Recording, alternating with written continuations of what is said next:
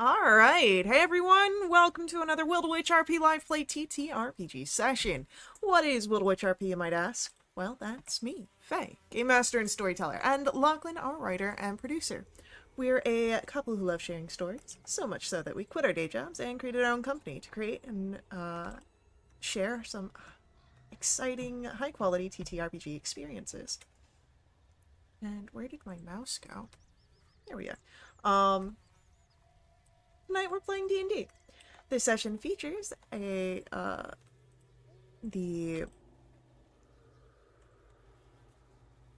journey into the heart of Barovia, where ancient curses, deadly intrigue, and the dark allure of Count Strahd von Zarovich await. Our heroes must brave the mists and confront the vampire lord himself, or forever be bound to his nightmarish domain. With us, we have several of the incredible players who have joined us on our grand endeavor. If you'd like to play alongside them, you're more than welcome to join us. You can ask in chat or hop over to our Discord where you can find out more information. Now, speaking of our awesome players, it is time for introductions. Like I said, I'm Faye, Game Master and Storyteller. With me is Sirenscape, bringing all of our background music and sound effects. It's a fantastic and affordable sound collection that you can find at sirenscape.com. And now, we get to meet our courageous, daring heroes. They've just had a fraught night on the road to Vallaki. And we'll begin with an introduction for Father Mograine Kilgore.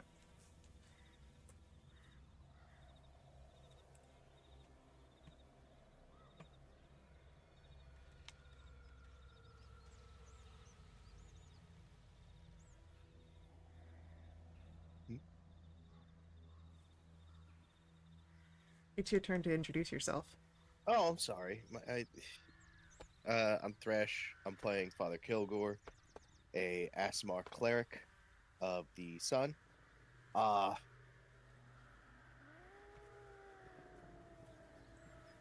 all we're getting?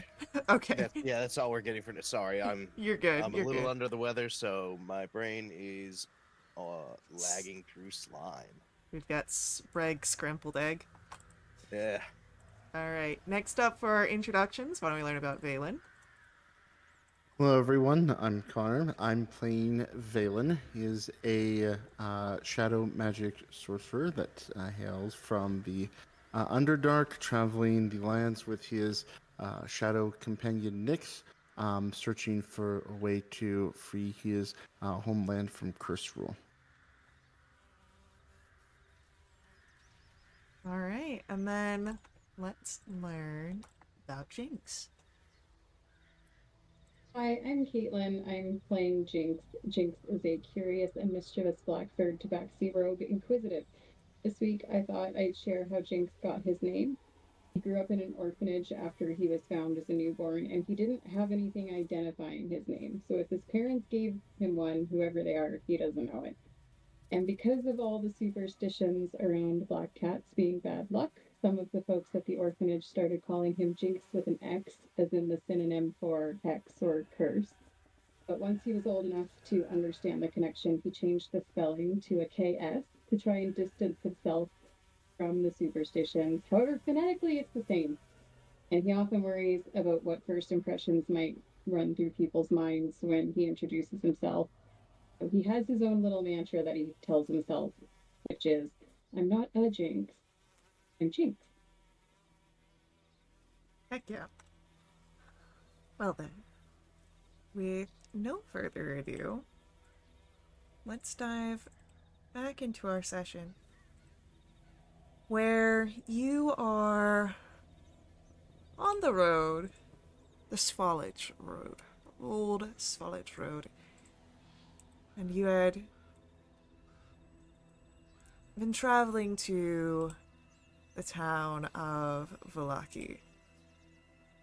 With you, you have, of course, Irina, who you are transporting somewhere safer than the village of Barovia. However, in your journeys, You also picked up two figures. Children that were abducted from the village of Barovia. Girl by the name of Myrtle, and a boy by the name of Freak. Perhaps something that Jinx and Freak could share, bond over some misfortunate namings. But Vallaki is not far. In fact, you will probably make it there in a few hours. And the reason why you had decided to rest in the evening instead of pushing on is because you do travel with young ones. For most of the night, it was fine. Undisturbed. Until on the last watch, Magda had spawned, or not Magda, Lana. Getting getting my games mixed up. Um, Lana had spotted a few figures moving through the wood and alerted you all. There you had seen them, animated creatures that should not have been. Scarecrows, walking around like men, but acting more like beast. You were able to defeat them, especially once you learned how effective fire was against the straw-filled figures. And you completed your rest. And now, morning comes, in the hazy mists and fogs of Barovia. What would you like to do?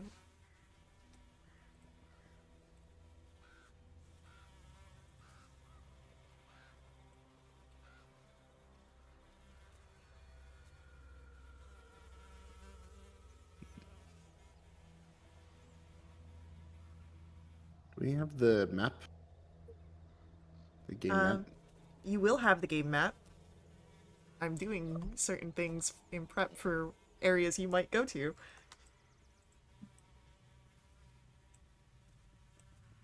We were like less than a day, like a few hours away from the town when we Correct. camped, right? That is correct.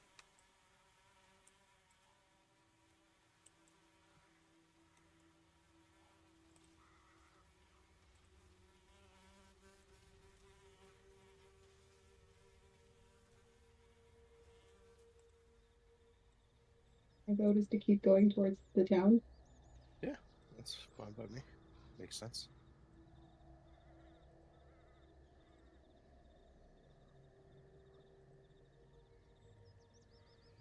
All right.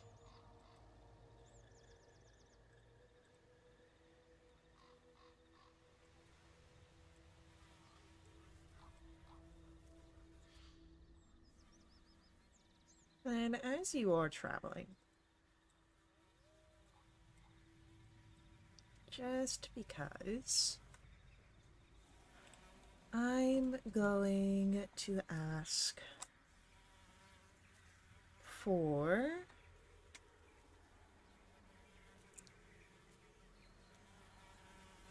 we'll have Jinx roll this for me. Just a single d20. Okay. 2.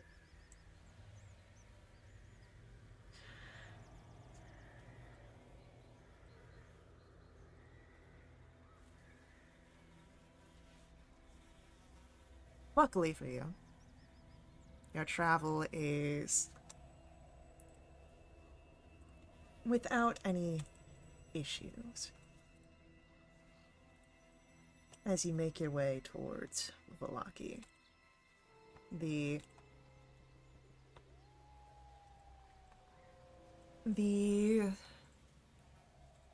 road is easy, well developed for you to travel upon, well trod, even for such a dismal place.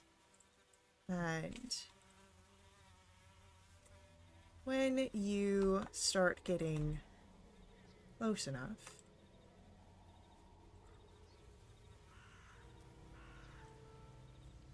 you see as the road meanders into a valley, watched over by dark, brooding mountains, each surrounding the north and the south. The woods recede, and there it is revealed this sullen mountain berg. It's surrounded by a wooden palisade. There is a thick fog that presses up against this wall. It's perhaps looking for a way inside. Perhaps hoping to catch the town aslumber. But you see that the dirt road ends at a set of sturdy iron gates. There are a pair of shadowy figures that stand behind them. And planted in the ground, flanking the road outside of the gates, half-dozen pikes with wolves' heads impaled upon them.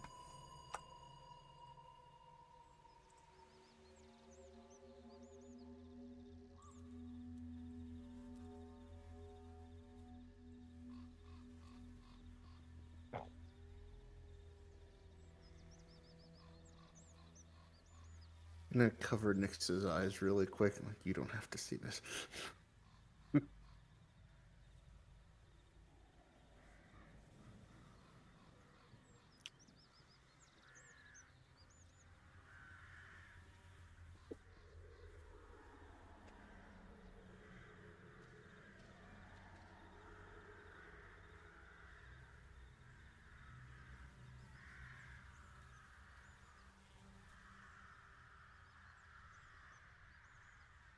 So, what would you like to do as you arrive at the gates of Valaki?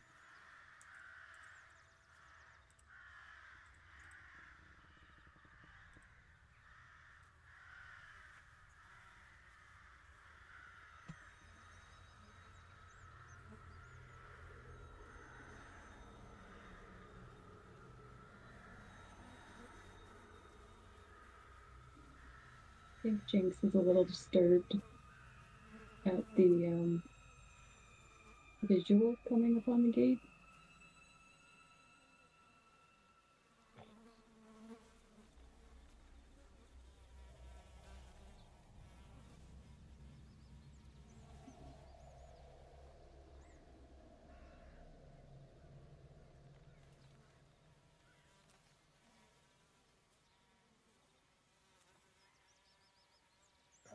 Probably realizes too late that he probably should have covered the kid's eyes, maybe. Perhaps. Too late for that now.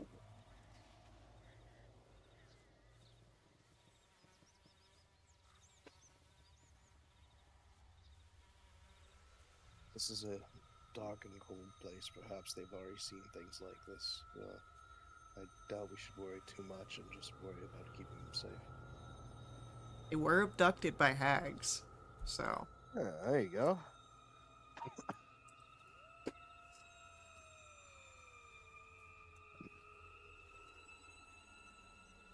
I think Valen will be the brave one here, and he'll start slowly approaching the gate. Alright. The gate Um, is closed. Did we see the two guards on the other side? You see shadowy figures on the other side. I'll be right about there. Excuse me, anyone there? It depends. Who are you? We're visitors. We're looking to come inside. Visitors. And what brings you to Valaki? There are plenty of other places that you can visit. Let's just say it's important business. Well, if it's too important for guards, then you can head somewhere else.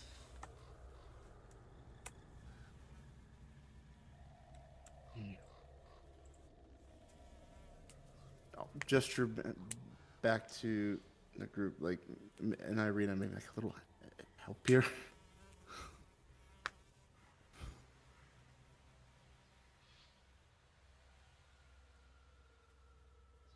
I assume it's going to take more than my words for us to get inside. As you attempt to speak with the guards and are not getting anywhere, it seems dour situation. Um, Irina will move up, holding the Kids. hands of Myrtle and Freak. Um, Please, we have children that are seeking refuge for the orphanage. Uh, I am Irina Kolyana, daughter of the Burgomeister of Barovia. The visitors are escorts of mine.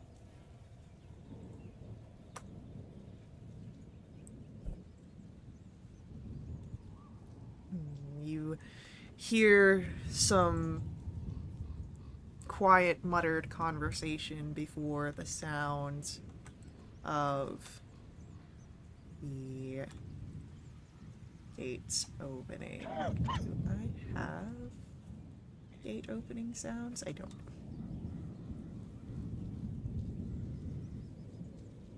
Actually, maybe I do. No, I don't.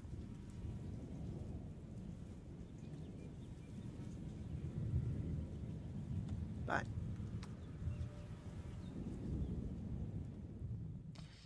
you are allowed into the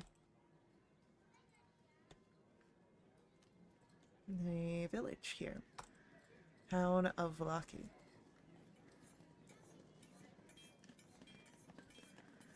So you enter in from the southeastern side here.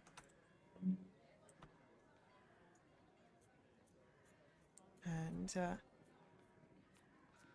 where would you like to head?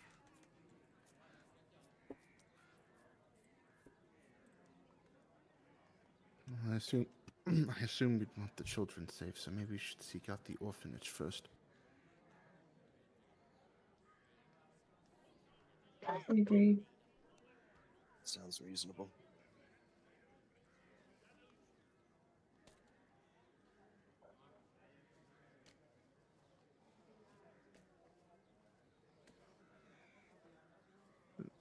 Since we're not from here, maybe ask around and see if anybody knows where it is. Uh, well, Irina knows where it's at, so Oh, okay. it's she'd tell you that it's on the other side of Valaki, so you'll have to walk through the town to get there. Okay.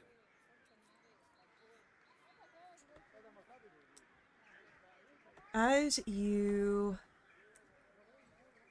move through the space,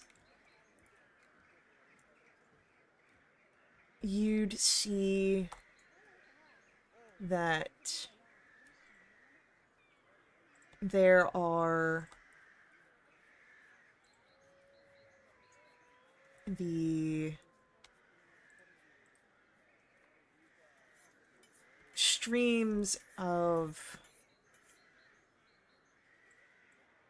color and these weather-worn garlands that are hanging upon the eaves of all of Valaki's building.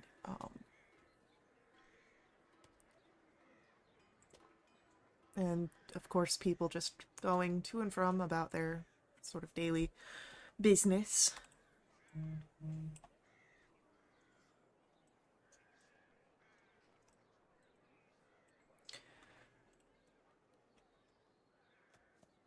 As you travel, you pass by different areas. A large stockyard, several houses, of course, and shops. And eventually you come to the church, and You see St. Andrew's Church, and not far from it, the orphanage.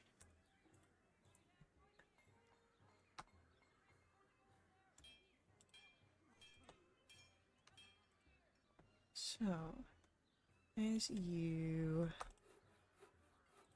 approach the orphanage, let's just get that map up.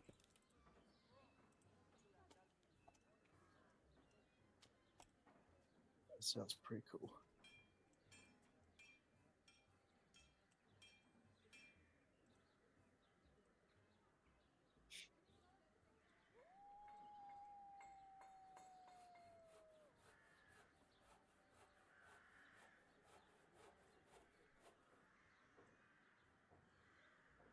Alright, so there's you guys here at the orphanage. I'll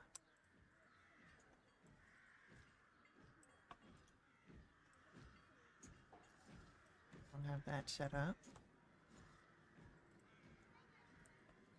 So,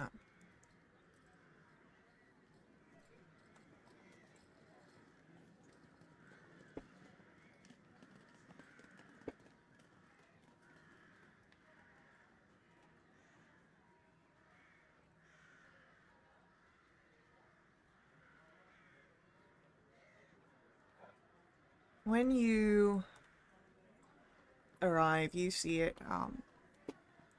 It's 3 stories, and there seems to be some activity happening within, but not really much outside. You do see some movement inside of the windows and whatnot. So the orphanage, does not seem abandoned or anything.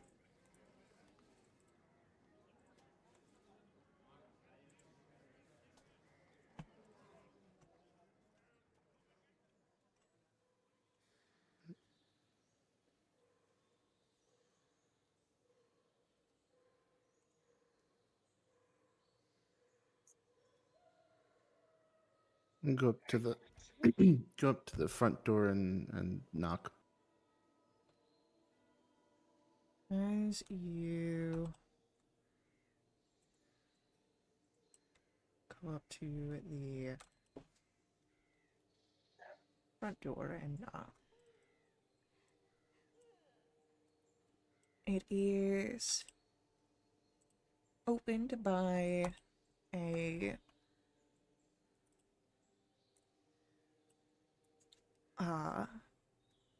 perhaps one of the orphans. She's older, probably somewhere in her teen years, maybe 15, and you can see that there are bags under her eyes. Her skin seems a little pale, a little sickly, and hello? Kind of quickly taken aback, but I recover. Could you tell us where the head of the orphanage is? You want my switch? Sorry, I didn't hear that because of the coughing. She said, "Oh, you want Miss Witch?"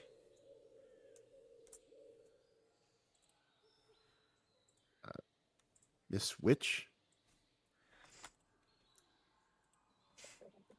The headmistress, Miss Bellicoso, and she sort of rolls her eyes. Yes, that's right. Do you know where she is? I'll get her. Just come inside.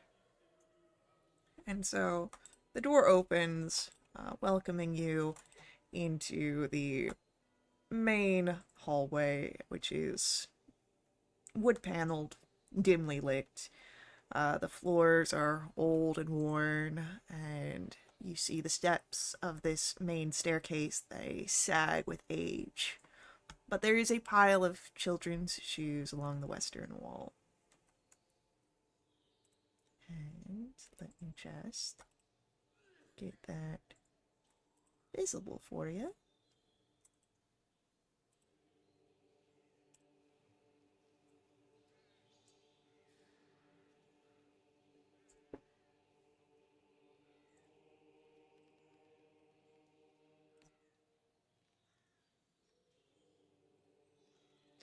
Alright, so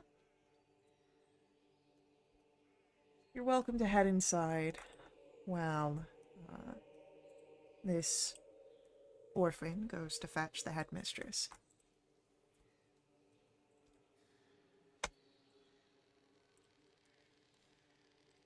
Gesture for the While others to we come inside.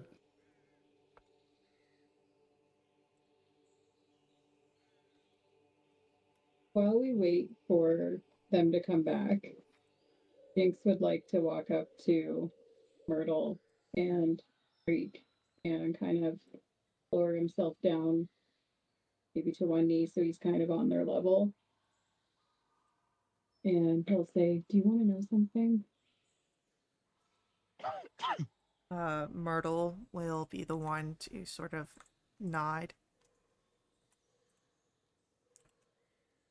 I grew up in a place like this.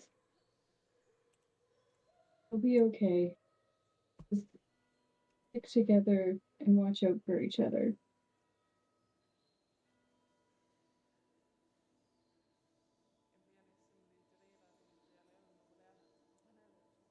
It'd be about this time that you hear the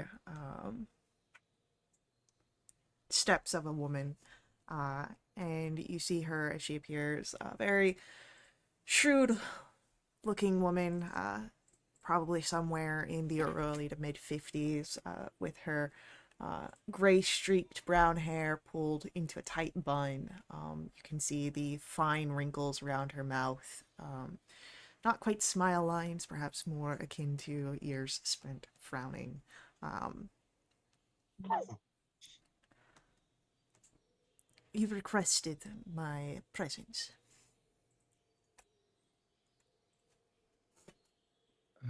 Yes, that's right.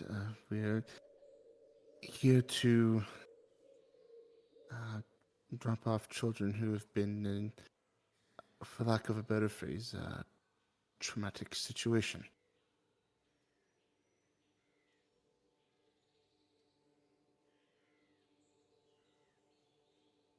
A horrible time to be bringing them, but if needs must. The kid's still outside. No, they've come inside, I just haven't moved Okay. them.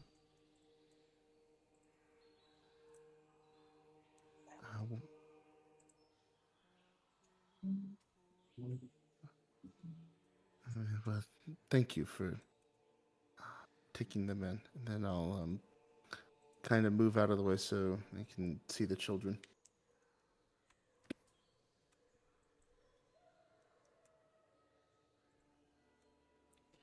Irina will speak up. What do you mean a horrible time for these children to be brought?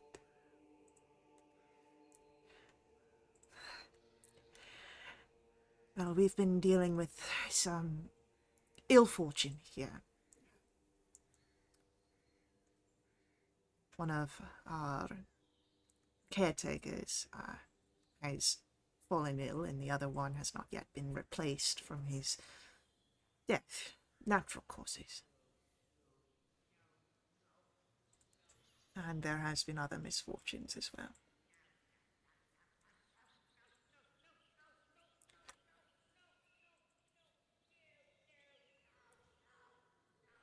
Insight check. Why do we have screaming? I don't want this.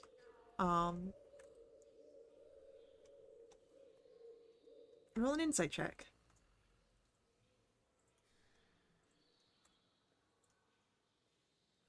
All of us? 20. Anyone who would like to. Yeah, I'll jump in on it.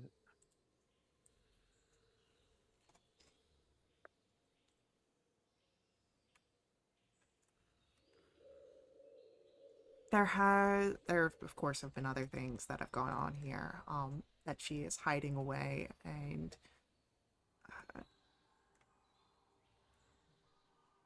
beneath all of her frowning, you can see genuine fear and concern.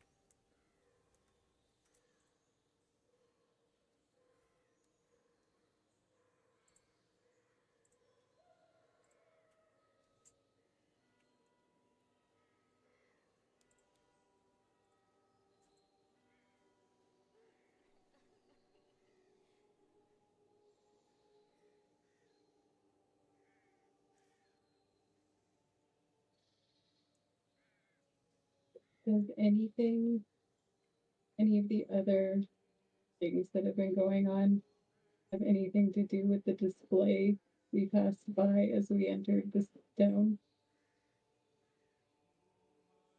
No, no, that is the Burgermeister's idea of a festival.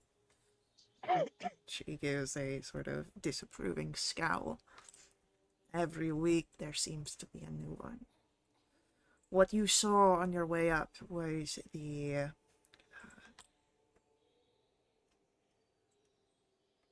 what was it?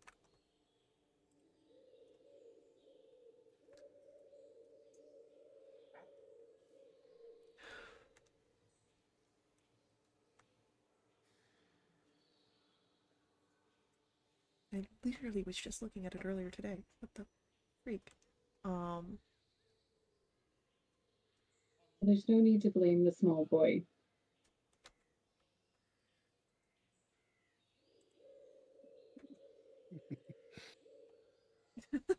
uh,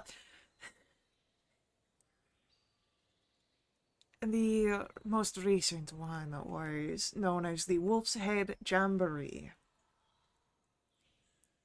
But I'm sure that you will see signs for the newest one on display soon enough.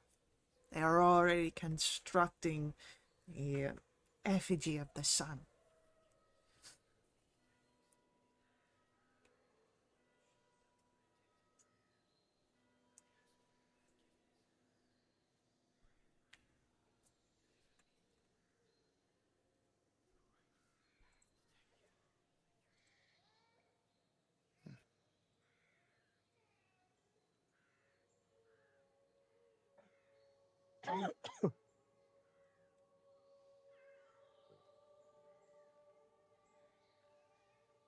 That seems a little strange considering it's always dark here. Burgermeister thinks that the festivals will create some sort of protection from the Devil's Strahd. The effigy of the sun is to be burned. He calls it the Festival of the Blazing Sun. Very original.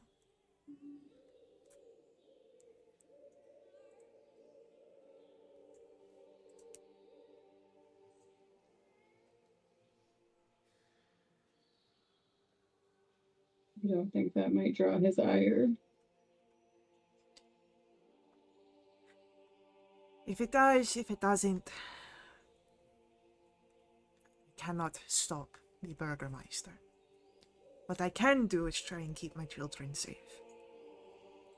Which has been very difficult as of late.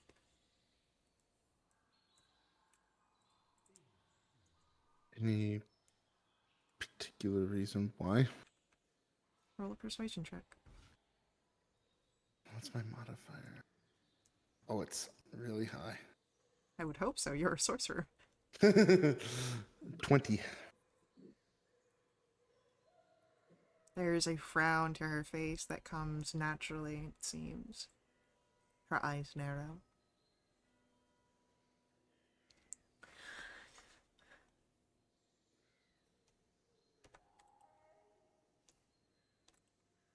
And before anything said to you, she calls out into the house further. Christopher! Valentina! You hear two sets of footsteps coming from different areas. And two figures appear. Valentina was, you recognize she was the one to open the door. The other is one you have not seen before. And if you could please take these children to get set up in the rooms. I have to talk to those that have dropped them off. And you see as they will nod and take Freak and Myrtle up to different areas further into the orphanage. And then she will take you to her office.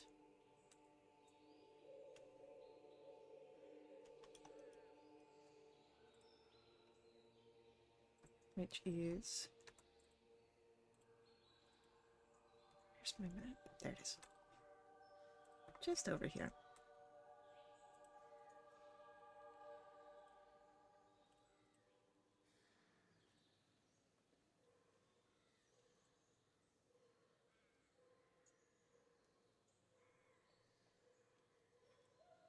So,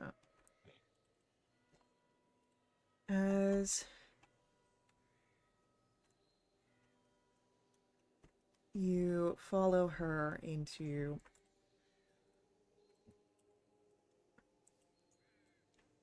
the office, she unlocks the door first and foremost, and makes sure it is fully closed behind her before she will begin to speak.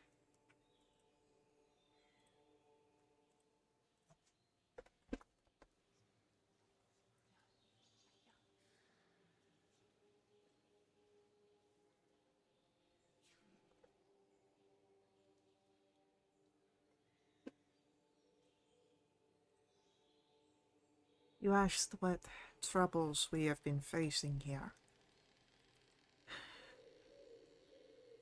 And, well, there are quite a few.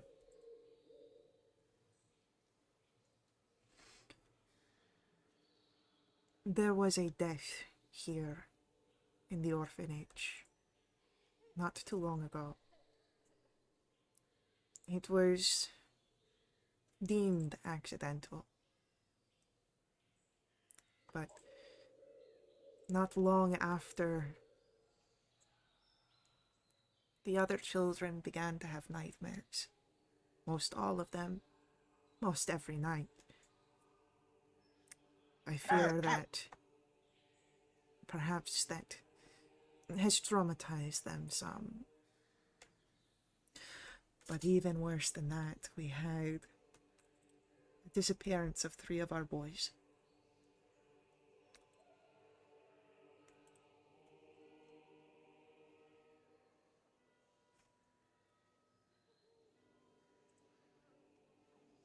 And as I had mentioned before, our remaining caretaker of the grounds has become very ill. He can barely wake up most days.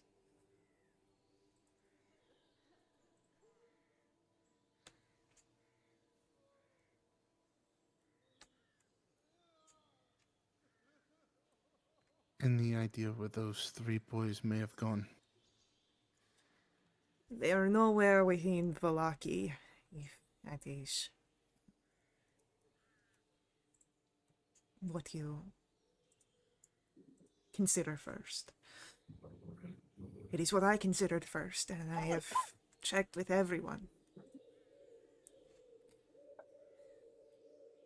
I think Milovoj would know, but as I said, he barely wakes up, much less has the energy to speak. If we can figure out what ails him, perhaps he may know of where the 3 boys have gone.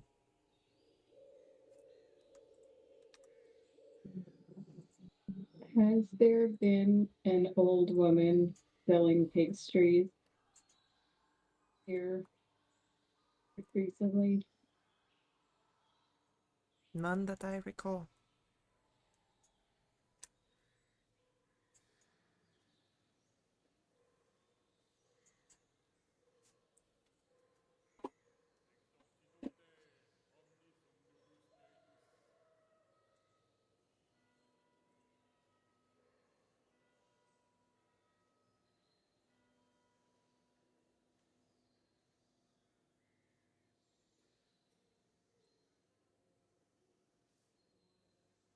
What was the person's name that she said again? That's sick. Milovoj. How long has Milovaj been sick for?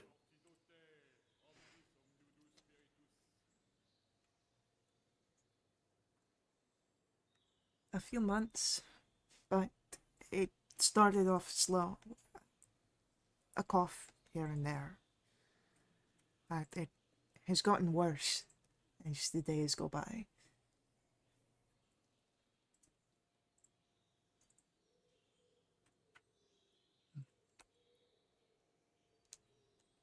It is not but for uh,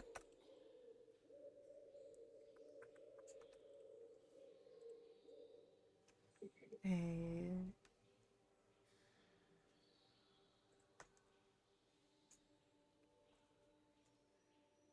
it's been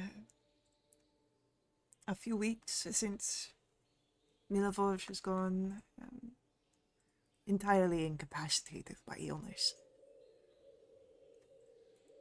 I do my best to tend to him,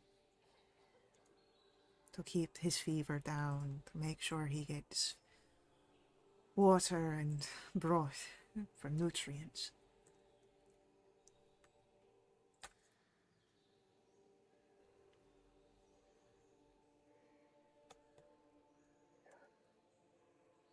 But nothing seems to work.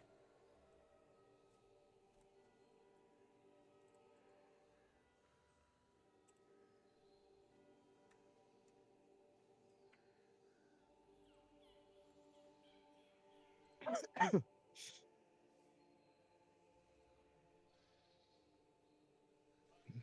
don't know much about medicine and illness and all that. But if you're having trouble, maybe we could help.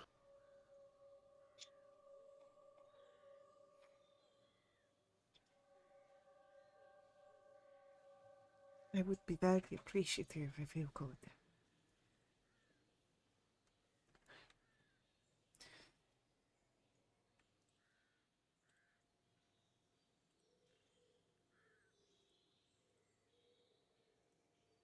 I'll nod and anything particular that you want us to um, start doing.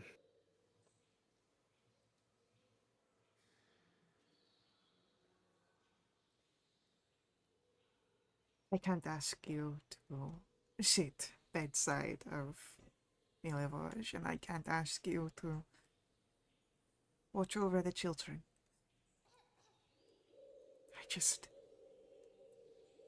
I need my staff back to help with running this place. If you could figure out some cure for Milivoj, maybe some assistance, some ease brought upon. Or if you can find our missing boys, ease some of the worry upon my heart.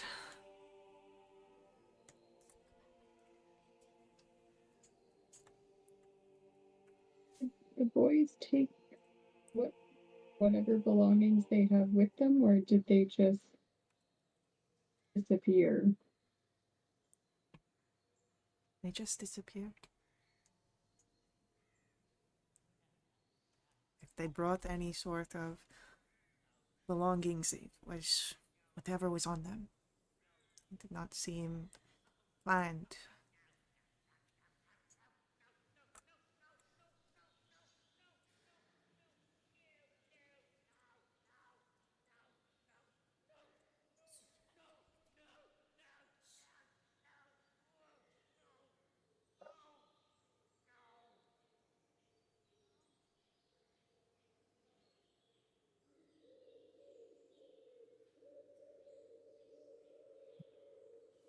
I figure we can do both.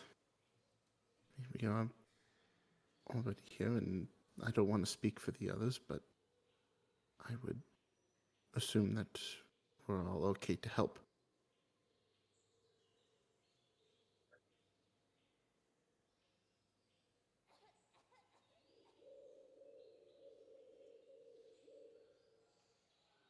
I'd be happy to help.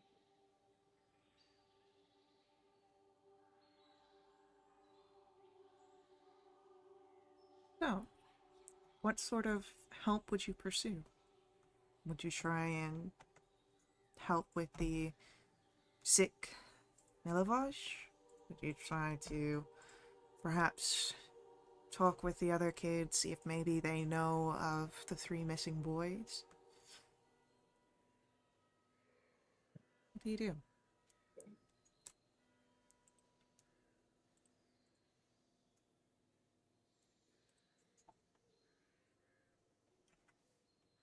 No, I personally would be no help to a sickly person.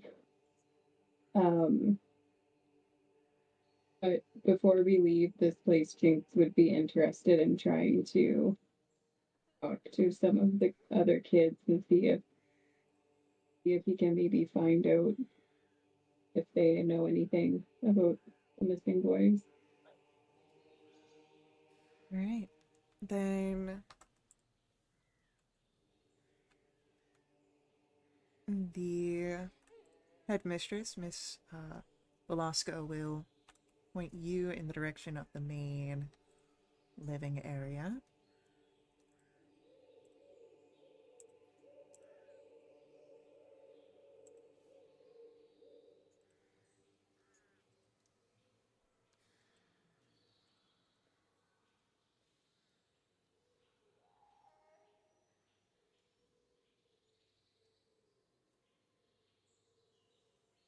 So,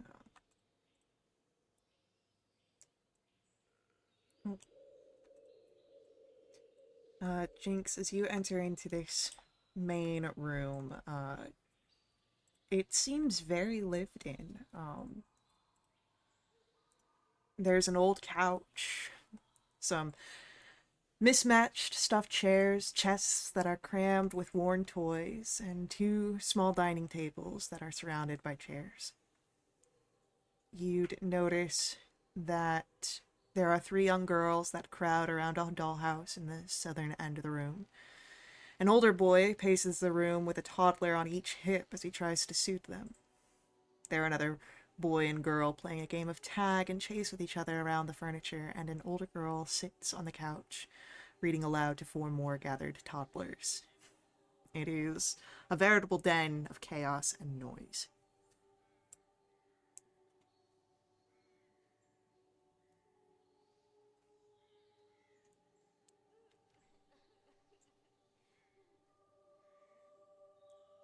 So the Jinx is looking at the room.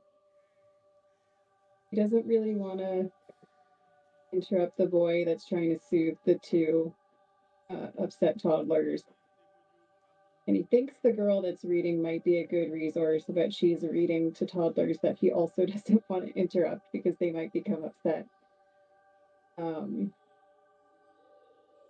think the group that's the quietest right now, that would be the easiest for him to approach, would be the girls at the dollhouse.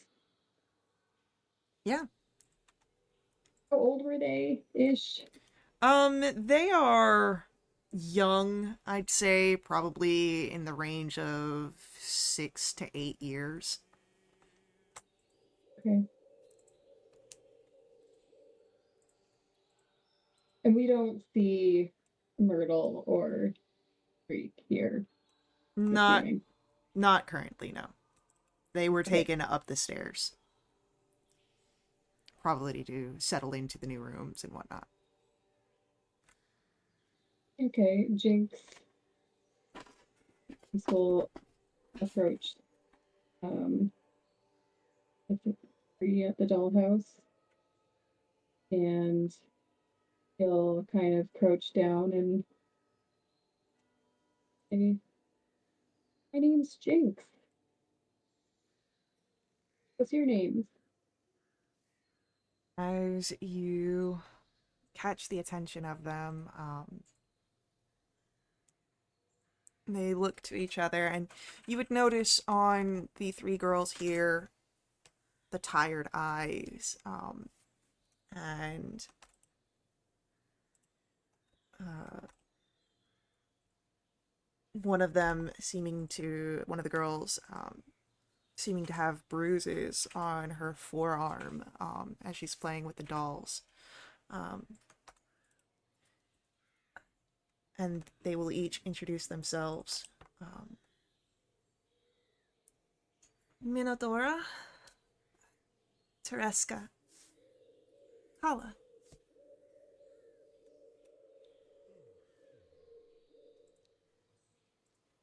It's very nice to meet you. What are you playing? Uh, just dolls. Brushing their hair and having them do chores and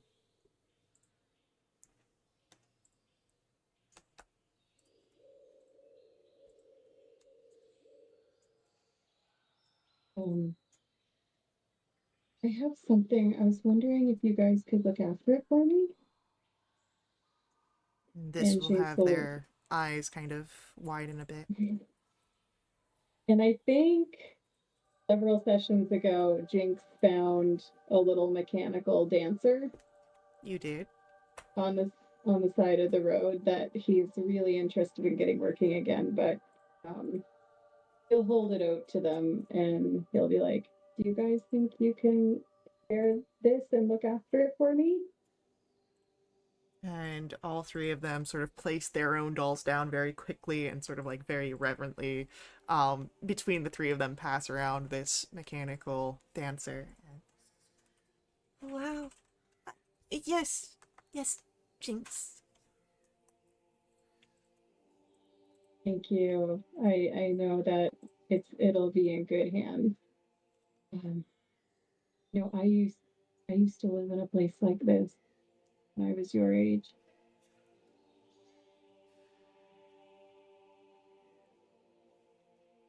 Wow.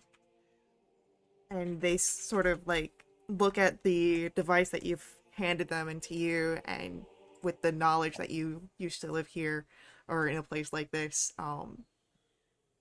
there's a bit of like wonder that seeps into their expressions. Yeah. Um, and I know that everyone who lives in a place like this, they always have something that they have um, from when they were little. And Jinx will kind of his hand will move up to the teal scarf that he wears, which is the only spot of color on him. He'll say, um, "I used to be swaddled in this when I was a baby." Um, you guys have things like that? There's always something. As the three girls look to each other, perhaps deciding between them who might volunteer the information first. We do have our first ad break for the evening coming up here. So, stick around. We will be right back to continue along with our story. Before we head out, I do ask that you let the ads run. They help us here at Will the Witch RP. Another great way of supporting us is, of course, direct donations to my Ko-fi, link that's on screen and in our chat room. These donations really help keep our games affordable. They're a great way to show support. So stick around, and we'll see you guys very soon.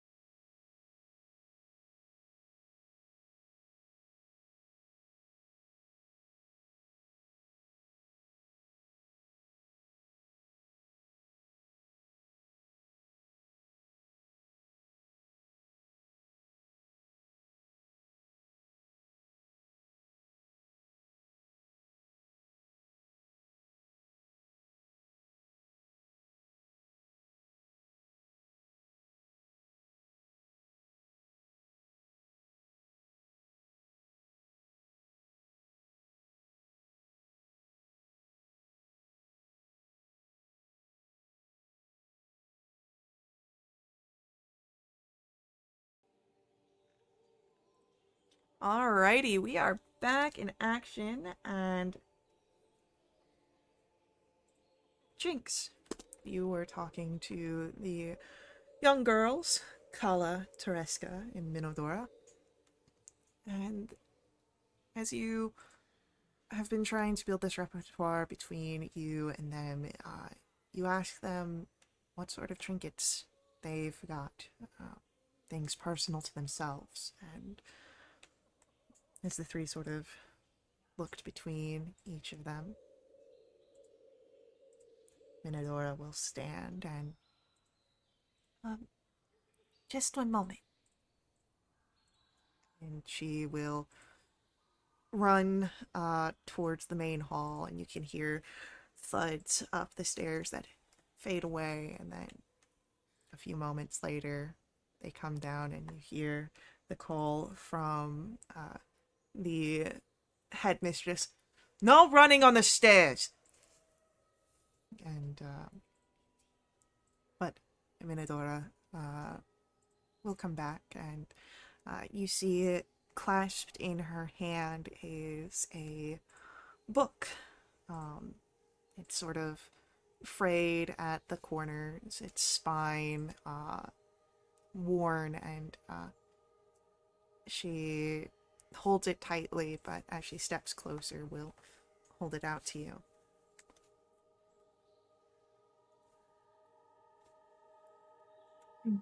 Jinx will look at it. It is a book of fairy tales, well worn, and it seems to have been some sort of family heirloom. There are some pages that are stained and torn, some pages that are missing entirely.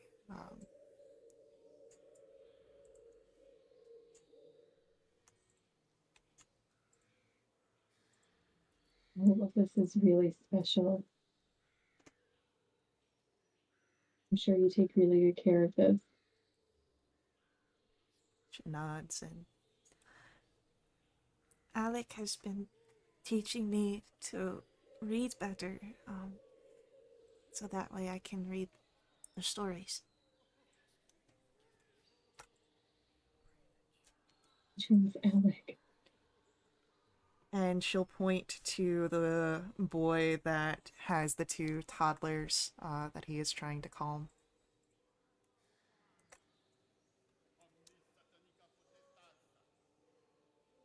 That's really nice of him.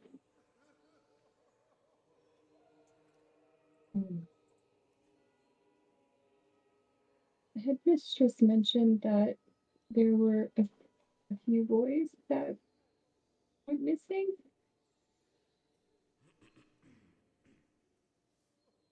Yeah. Did they Laszlo, each have something like this? um, I don't know. Laszlo, Hans, and Franz, they didn't really talk to us. They were too busy playing their own games. Sometimes they got in trouble, not as often by Miss Blasco. Usually they got caught by Milivoj, and he would talk to them before, so that way they didn't get into worse trouble.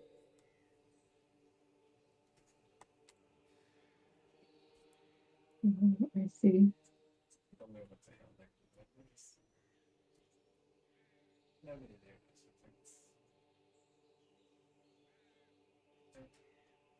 You didn't hear them talking about leaving. No, the boys and girls sleep in different rooms. Maybe you could ask some of the other boys in the younger rooms. Older kids and younger kids also sleep separately. Were Laszlo, Hans, and Franz about your age? And The oldest one, Kala, will nod. She's the one that looks about 8 years old.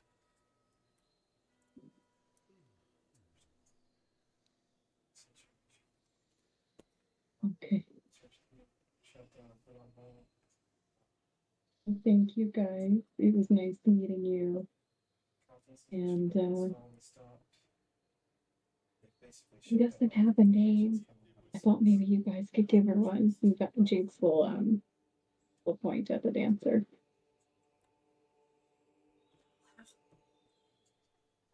And the girls will start whispering to each other about potential names for the dancer.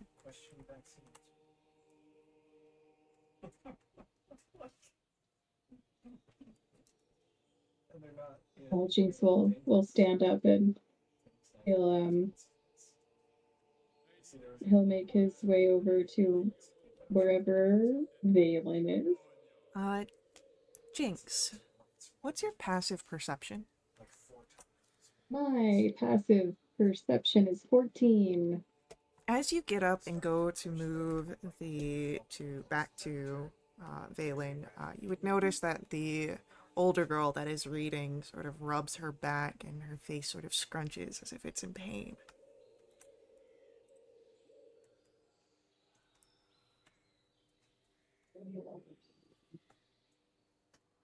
Also, can I say while I was talking to the girls,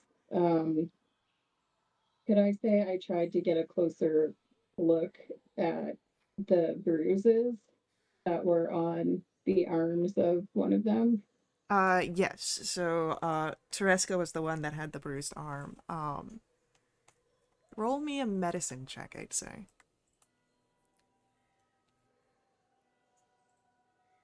And It's strange. With a 10, you'd be able to tell that it looked like a grab mark, but it looks larger than any sort of figure's hand you've ever seen. It takes up almost all of her forearm.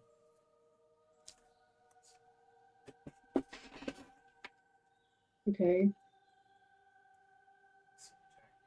Is the older girl still reading or has the story concluded? Um, I'd say by the time that you're noticing her rubbing her back and is her sort of closing up the book and telling them, that's it for this day. We'll pick up with the next chapter tomorrow.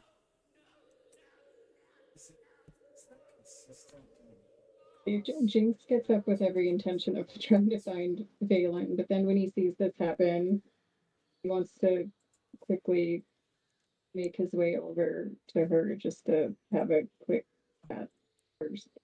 So, Yeah, you can do that for sure.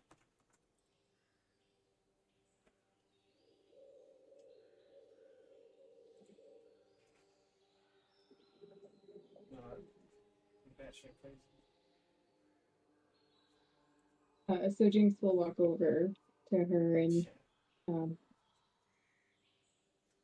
he'll he'll introduce himself. Hi, my name is Jinx. Zorina.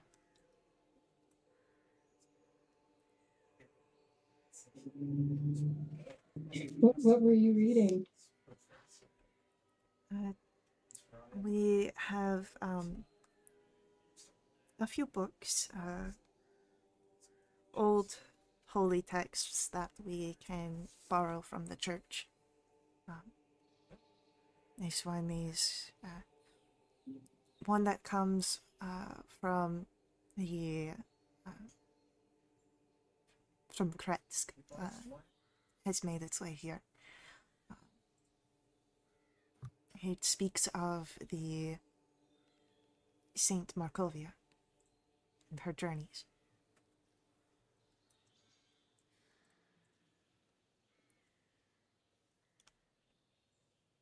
I'm not familiar with those, um,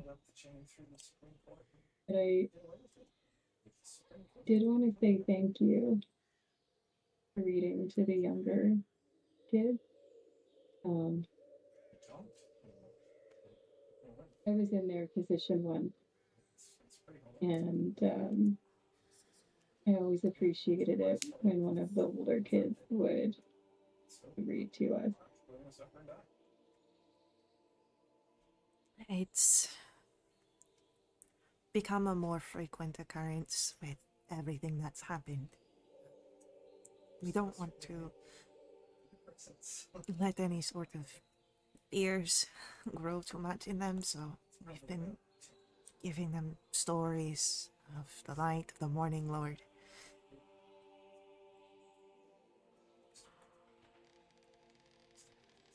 It's really great.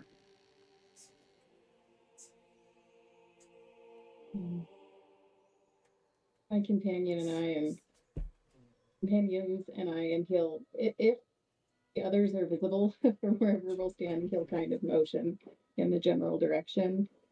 My companions and I actually just had to drop off two children, and we were speaking with the headmistress, and we understand that you guys have been through quite a lot, quite a bit more than than folks in our position normally go through lately, and we're gonna try and help however we can, as we try and figure out our own stuff. Hey, Jinx will kind of lower his voice and kind of try and look around to make sure it's kind of just the two of them that can actively hear this conversation. And he'll say, I couldn't help but notice some bruises on insert child's name here. Tereska. Tereska, yes. I almost said Cal, and I'm like, nope, it's not that one. And I saw you kind of rubbing your back earlier. Is everything okay? I mean, obviously it's not, but She'll look around and will take your hand actually and draw you out of the main room and out into the back. You see this area is perhaps what you might expect. There's a wooden fence with a gate, what looks to be outhouses, a large wash basin against the wall, a well within the yard, and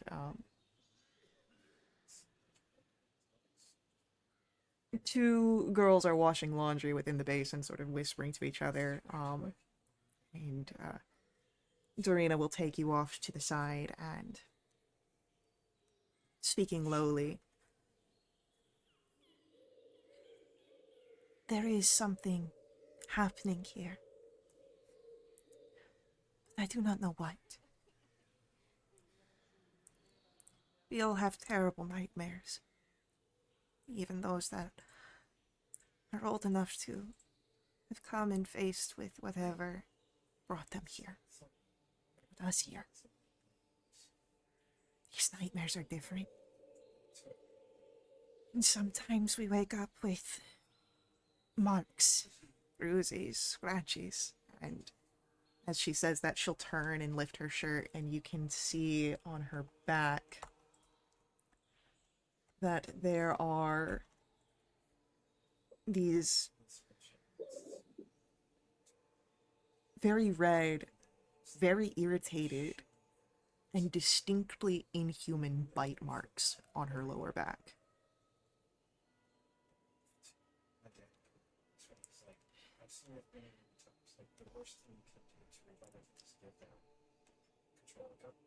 It hasn't always been like this.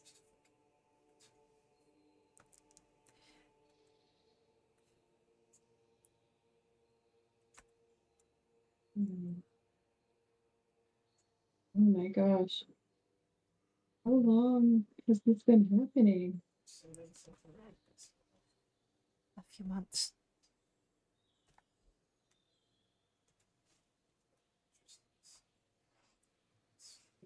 And she'll look around, and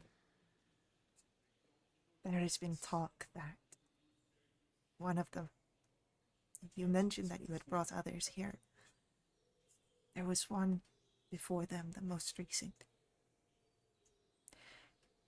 He came just before everything happened, and there are people that speak in the orphanage that the boy is cursed, and that he brought his curse with him. And that is why everything is happening.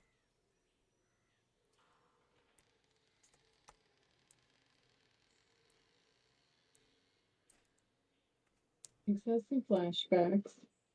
Um, that, that revelation of his own childhood. Um, which which boy is that? Is he still at the at this place? He's here. His name is Felix.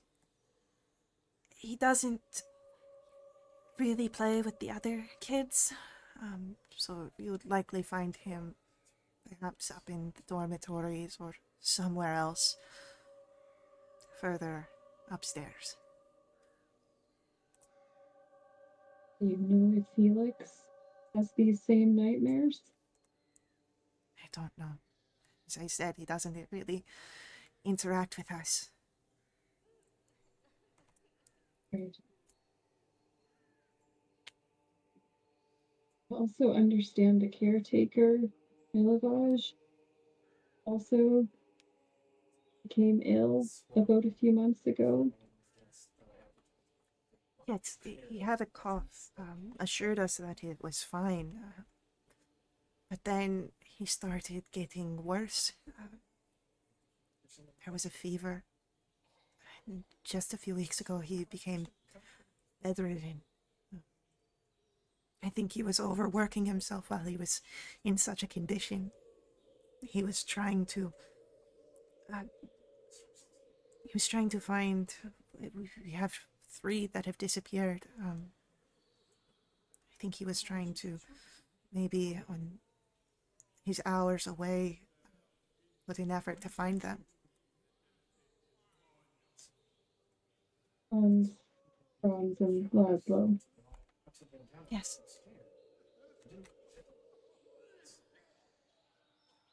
You didn't hear them talking about leaving before they disappeared by any chance?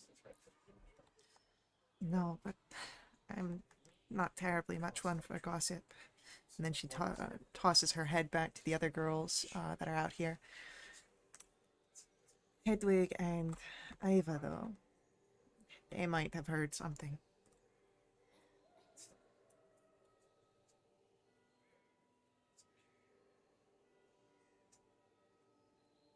This will nod and he'll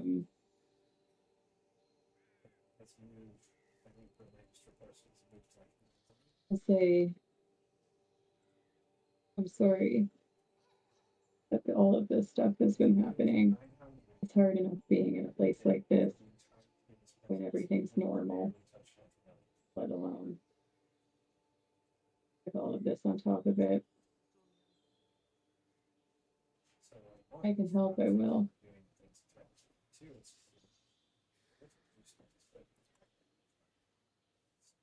I hope you can. I don't know what that would look like, but anything, anything I think would be better than what we're experiencing now. Thanks will nod.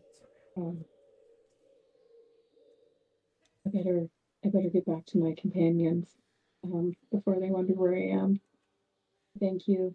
Thank you for talking to me about all this. She'll nod, and the two of you can head back inside. And you can find the others easily. So yeah, Jinx will walk up to Balin, and he'll quietly give him the Coles Notes version of that. Um,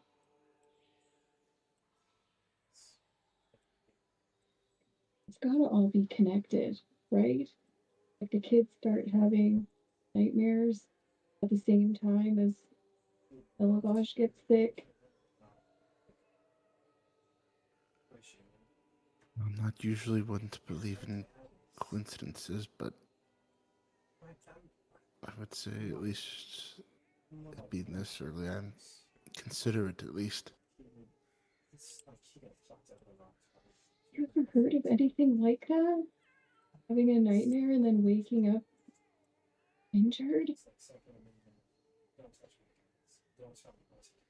Certainly had my share of nightmares, but I've never woken up to bite marks. That's a new one. Yeah. I Perhaps did learn the names of the missing kids. Irina will speak up. Perhaps it might do well for us to at least see this Milivoj. See if he is suffering the same sort of injuries.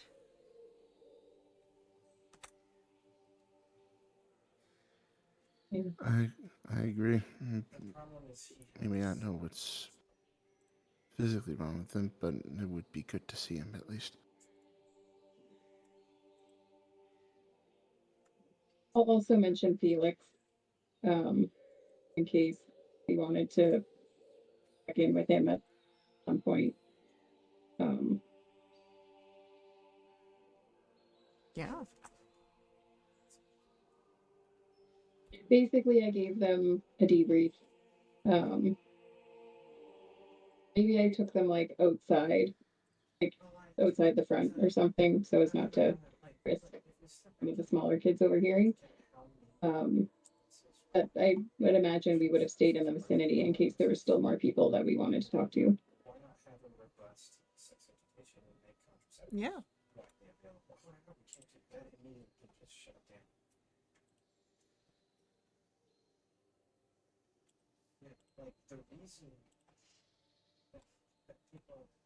If we're going to figure out what's going on, Milovich may be our best bet.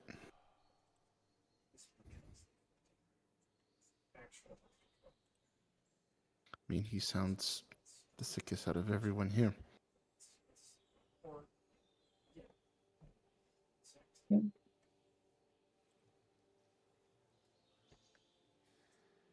All right. So, you are easily able to be pointed in the direction of Milivoj's room, and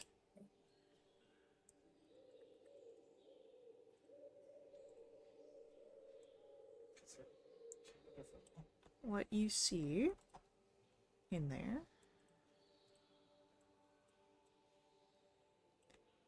is that the room is sparsely furnished.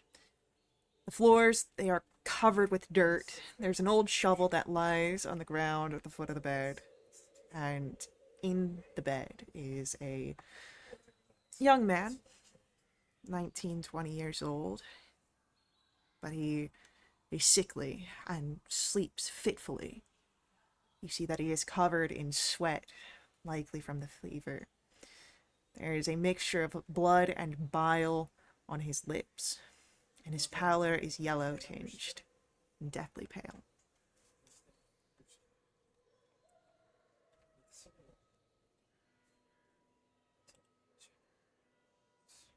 I'm not one versed in medicine, but I can tell you for certain that I've Never seen a condition where blood would be coming from somebody's lips.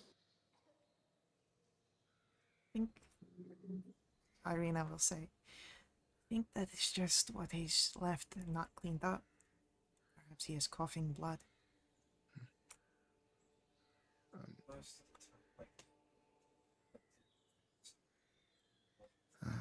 Let me look him over. Like I said, I'm not well versed in medicine, but I can see what I'll see what I can find out. As you go to investigate and look closer, I will say you can roll either medicine or arcana. Slightly better arcana. Ooh.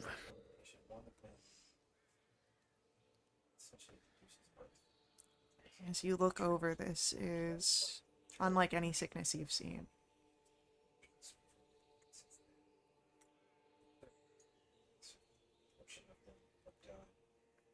Do I notice any of like the bruises or bite marks anywhere?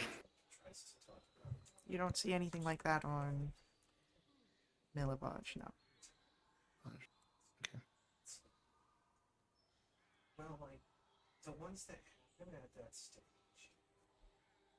Does he look like he's in any condition to speak? No. Okay.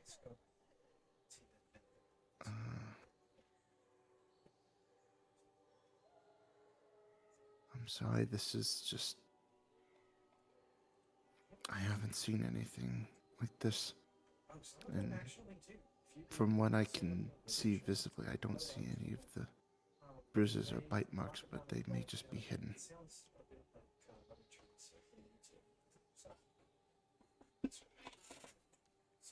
Is he like covered up with a blanket, or Yeah, he's sort of twisted into his own blanket, which you can see is, again, drenched with the sweat and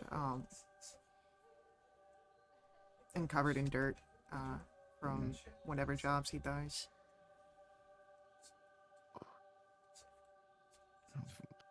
Mhm.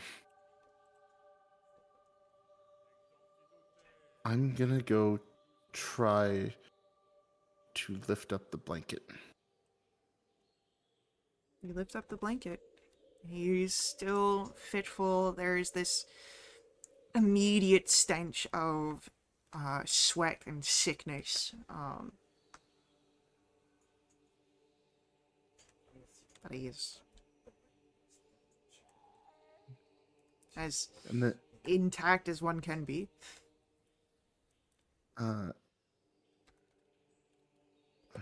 well, if he's not moving, then if he's wearing a shirt, I'll lift it up to see if I see any of those bruises or bite marks.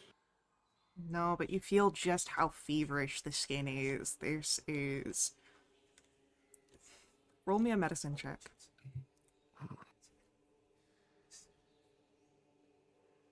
13.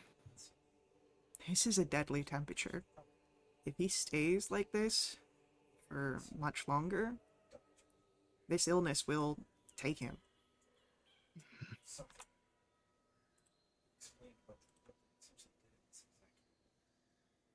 I don't know exactly what this illness is, but he's gonna die if he stays like this any longer. There's no bruises, no bite marks. He's just very sick. Jinx will rummage around in his satchel or whatever he carries, and I don't have any potions in here. I just have this one, but I don't think it's gonna help. I think this one makes you breathe fire.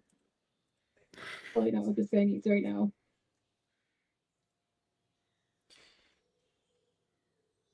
Well, if we're gonna find out what's making him sick, maybe we search the rest of the orphanage. Yeah. While Valen was looking at the patient, could I have taken a quick scan of the room to see if I could see any like artifacts or weird things that look like they shouldn't be here. I don't know if he came in contact with like a cursed item or something.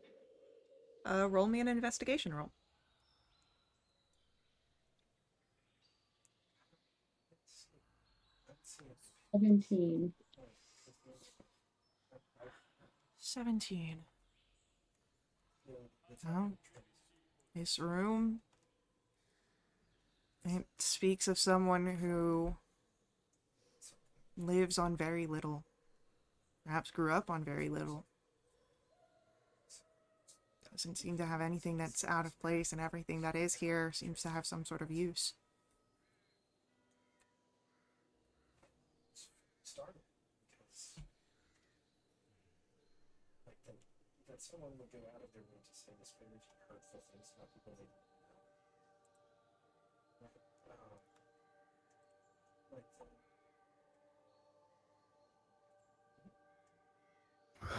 Let's keep searching then. We're gonna find out what's going on. I think time is of the essence right now. well, that's right. It seems like a kind of a murky territory. Like, I'll put out some this for the back. It's murky. You have a person who sees your magic This will follow. itself. Which really intended to be.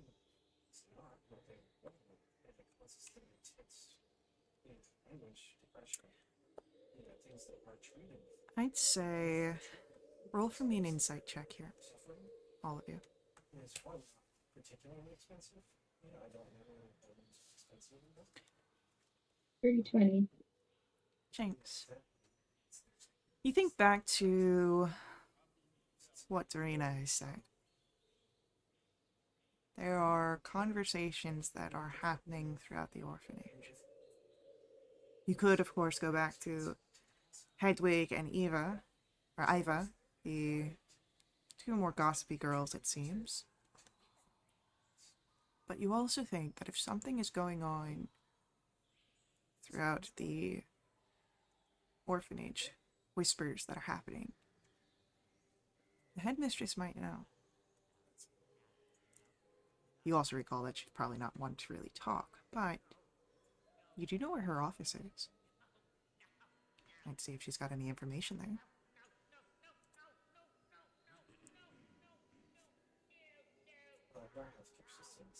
I am a curious and mischievous tabaxi. You are a curious and mischievous tabaxi. Because you're paying for your food too.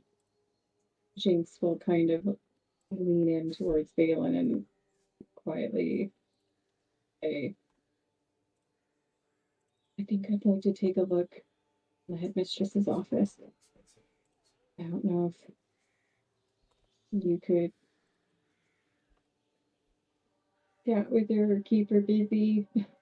I can pop in.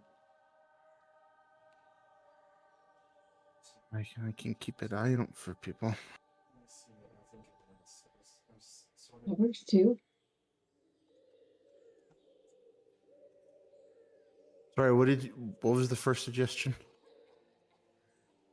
Just talk to her, keep her occupied, or just keeping a watch works too. And then if she starts heading in that direction, you could always just like intercept her. Yeah, you know that she has left the office. So if you want to keep a watch out, or try and find her.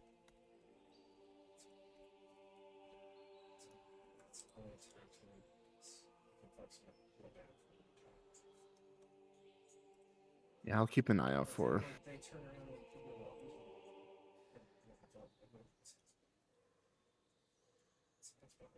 Okay. So, we'll start with a perception roll from Phelan to keep an eye out for Miss Velasco. Okay. I'll keep your 12 in mind. And then for But then you'll have somebody It's right up to you. the office, let's get a sleight of hand check for using your thieves' tools. Okay. That's a 15. 15 is enough for you to pick the lock. You hear it click. It's reversible. I don't think I've cut this from the spot until they're old enough to sign, a contract. So, as Jinx, you can slide in. You're now in the office. Damn, that's a creaky door. I was hoping to close it quietly behind me. Well, the door on Sirenscape is creaky. Because it doesn't say that it's a creaky door, it just says open door.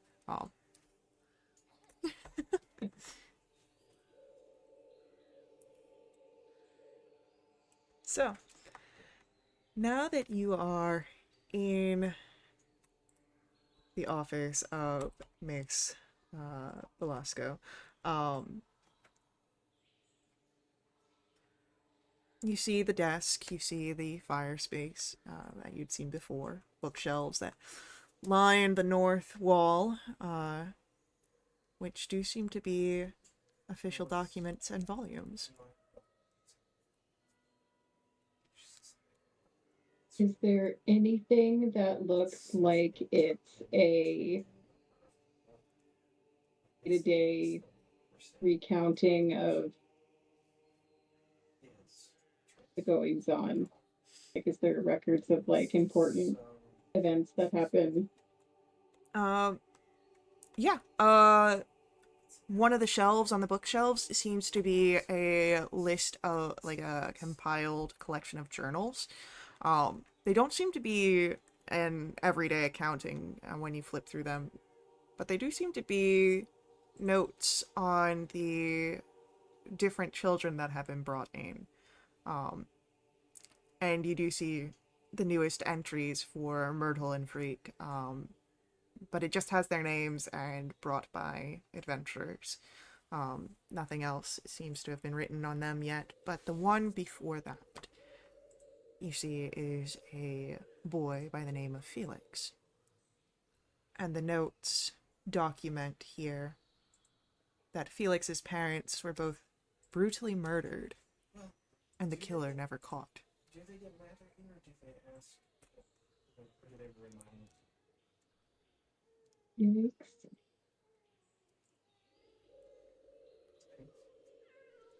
Yikes. Are there any entries if I like flip back a few pages for Laszlo, Franz, or Hans? Yeah, and they seem to be more standard. As you flip back, uh,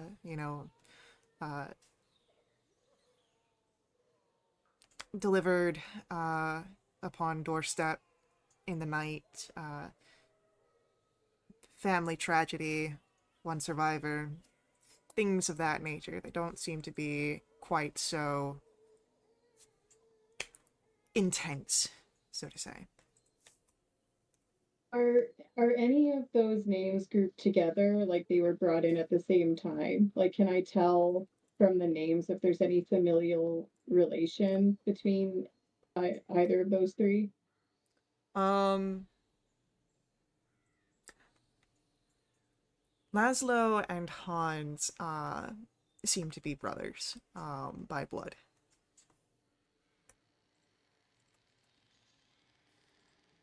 Okay.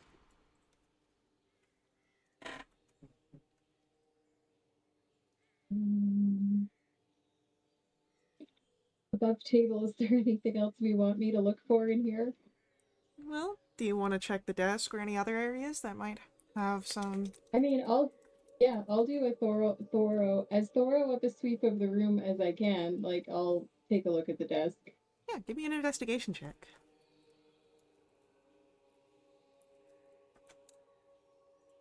Ooh, I'm gonna cash in my heroic inspiration for that one. Go for it. That was a natural one. 21. That's better. 21.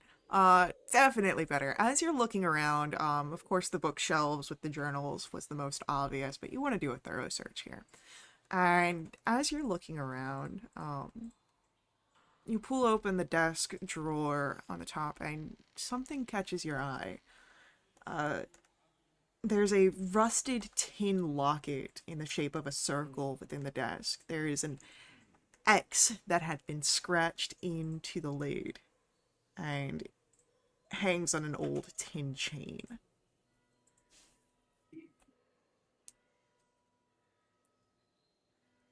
Gross. Does it seem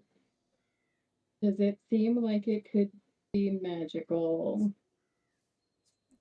Seems there is some sort of aura around it. Just a little makes your skin crawl a little bit. You don't know if it's just a little off-putting because, it's scratched in, or if it is something deeper. It's just your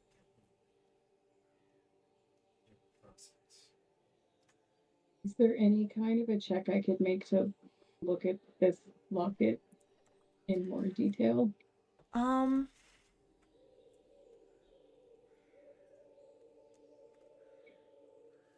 no check necessary for just a basic look. You might need something like if you wanted to see if it was like emanating magic, something like a detect magic or of the sort. But just a further look, you're able to see that there is an inscription inside. Um, I need to check something here real quick. Need to do a little DM snooping.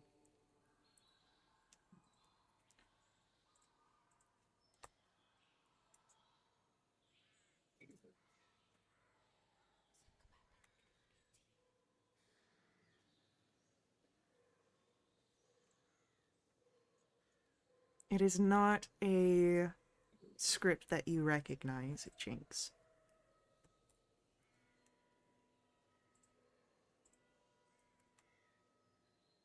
Okay.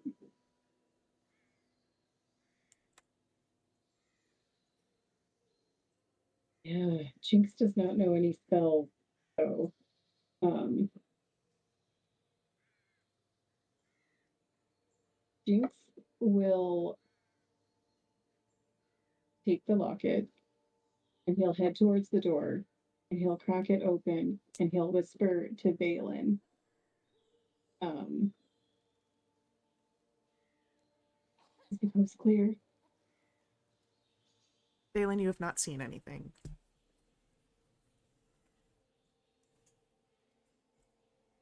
No, nothing so far. Can you take a look at this quickly? And he'll pass the locket to Valen through the door and then just kind of close the door. Or like keep it like just cracked so that they can still talk quietly. I will look at the locket. It seems super sketchy. There is, as you hold on to this locket, Balin, a sort of uneasy set of emotions that settle over you. Something doesn't feel right. Not quite sure where to put it. And you would notice the scripture inside of the locket, unfortunately, in a language you do not understand. Dang it.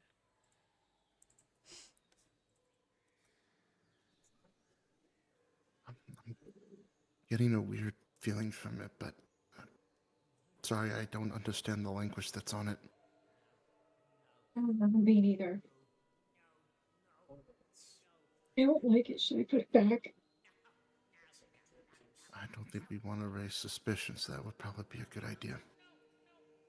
Yeah, okay. I assuming he holds it up to me and I grab it. I close the door.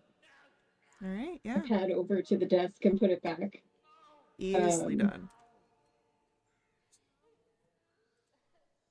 Is there hand sanitizer on the desk? No. But maybe you can find a bathroom where you can use some soap. Yeah. I feel icky after touching that locket. Yeah.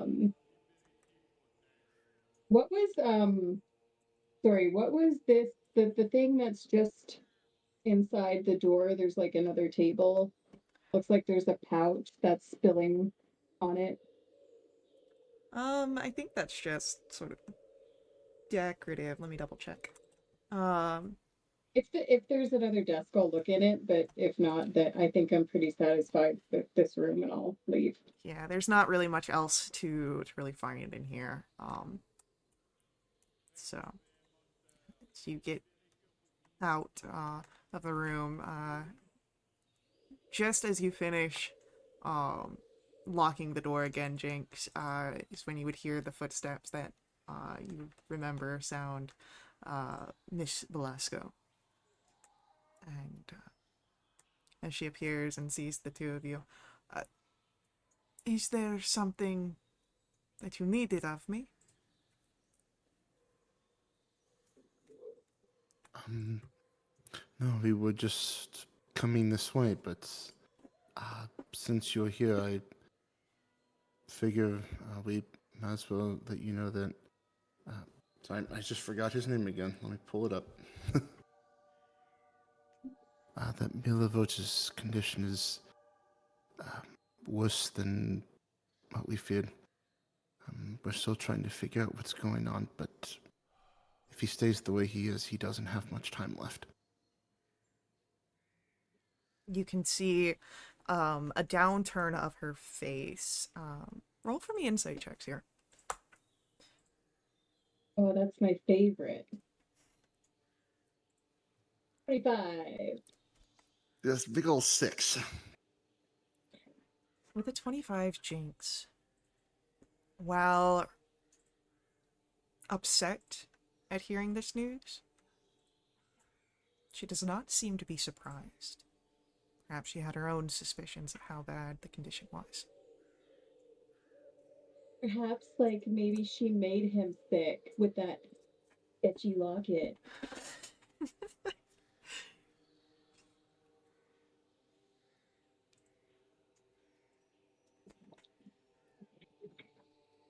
You heard it here first. Um,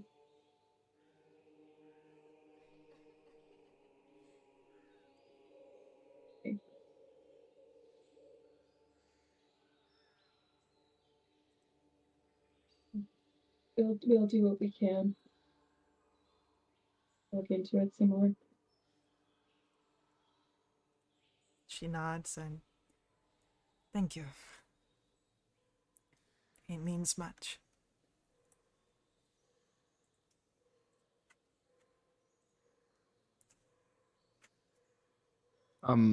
When Jinx was giving us that debrief, would she have told us about Felix? Did he tell you about Felix, Jinx? I did. Yeah, Yeah. I did mention Felix in case we wanted to also talk to them before we leave. Um, don't know if this is related, but apparently there's a rumor about the boy Felix going around. Do you know anything about that?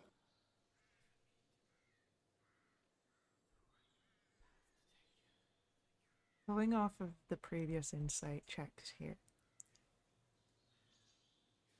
Jinx with a 25, there is just the slightest widening of Miss Velasco's eyes. And something else in her eyes.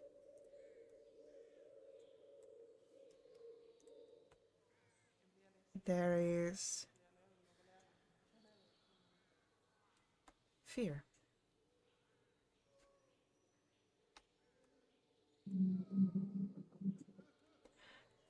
I know that the children are perhaps struggling in the wake of such tragedies. perhaps making tall tales.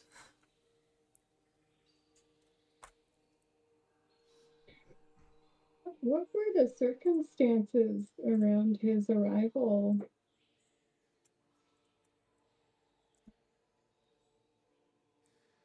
Roll a persuasion check, Jinx.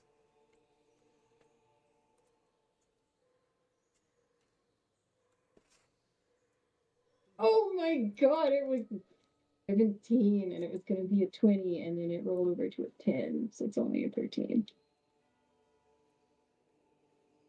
A horrible tragedy. Something that no one should have to experience, much less a child.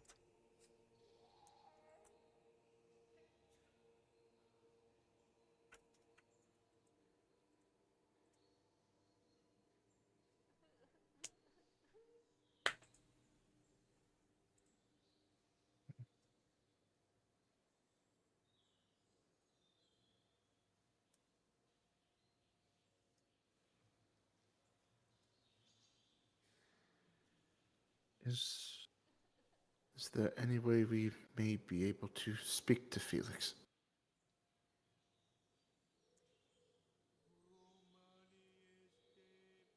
He would be upstairs. He typically keeps to himself. You are welcome to try and talk to him, but I do not know. He barely talks to me.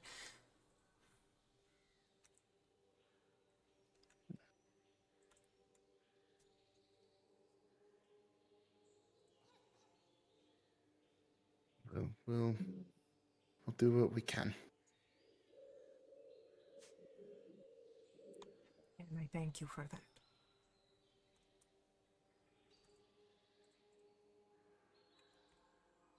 And she'll draw her key and enter into her office and close the door behind her.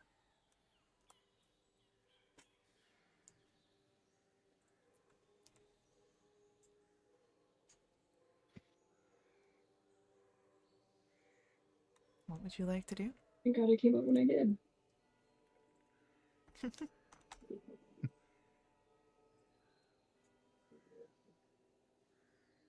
don't know why, but I feel like something's going on here.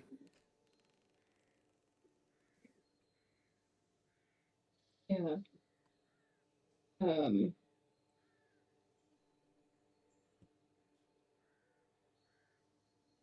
I'm gonna step outside for a quick second. Mhm. So once they're out of the building and have a small amount of privacy. Well, Um, before you well, get too far into that, we do have our next ad break, so we'll end with you guys finding some privacy outside, and then we'll have our conversation after. So please hang out with us. We will be right back to continue along with our story. Before we head out, I do ask that you let the ads run. They do help us here at Whittle Witch RP. Another great way of supporting us is direct donations to my Ko-fi. Link for that's on screen and in our chat room. Donations help keep our games affordable. So stick around, and we will see you all very soon.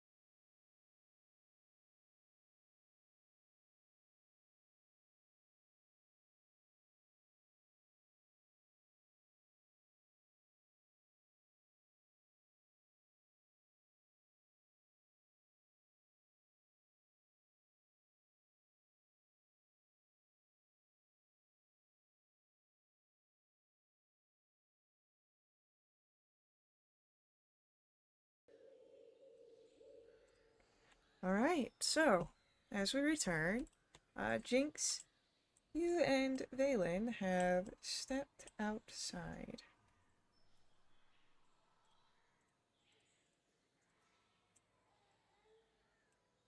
And I asked her what the circumstances were around Felix's arrival. That was a test. I know why he was brought here. I wanted to see if she was going to lie to me.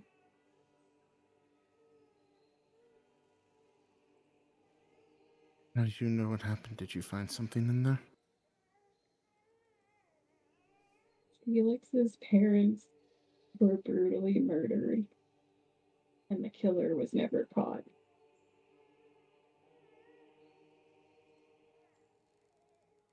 Kind of rubbing his head. Why would the headmaster want to keep that a secret?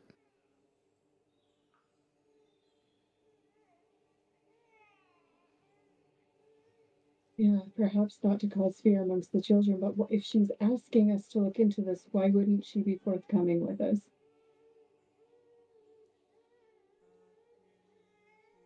Starting to think she might Also, know. Oh, sorry, go ahead. go ahead. I think you were going to say what I was going to say, so that's fine. I think she knows a lot more about what's going on here than she's admitting. Yeah. When you mentioned the condition of Milavage, she wasn't surprised at that information. She knew the condition was bad. I think that locket has something to do with it. Get a weird vibe coming from it. It was locked up in her desk.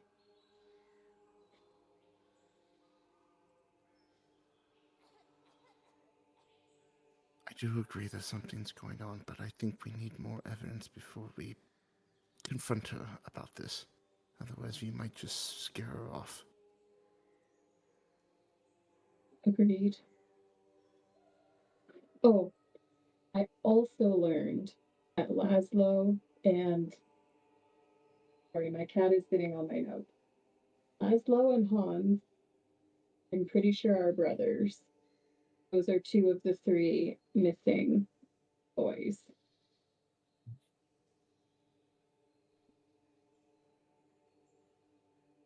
Um, and that's what I learned when I was in there. So I don't know if we want to try and talk to Felix, see if one of us can get him to open up.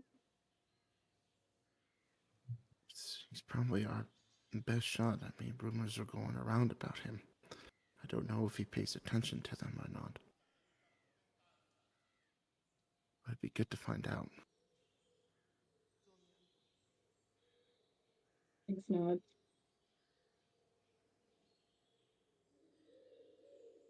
And plus, I have this one with me. If he needs a companion, and then I'll just kind of pat Nix on the head. Oh, that's a great idea. He's usually skittish around other people, but surprisingly, he doesn't have a problem with children.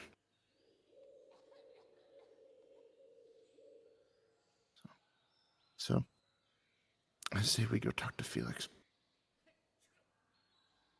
Yeah.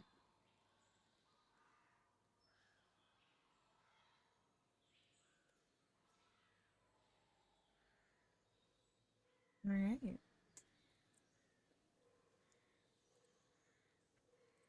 So, you will have to head inside.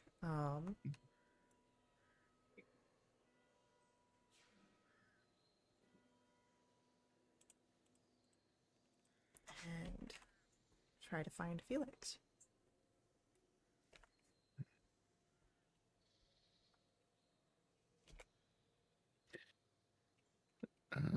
Belasco said that Felix is upstairs, right? Would probably be upstairs, since he keeps to himself. Okay. Well, at least we know where to look for him. So we'll head upstairs. Okay.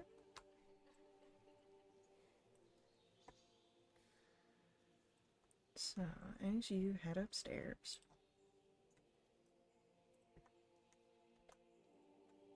let me get that on the map for you.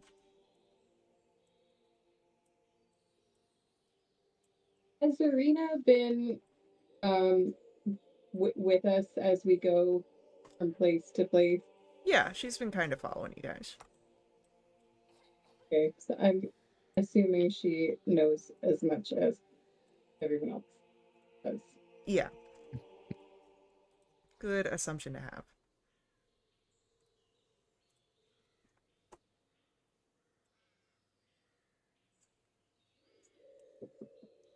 So, as you make your way upstairs, you come to uh,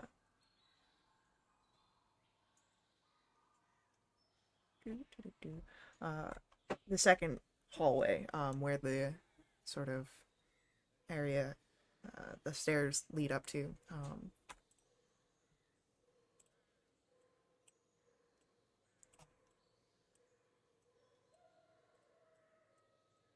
Just gonna yoink y'all up there.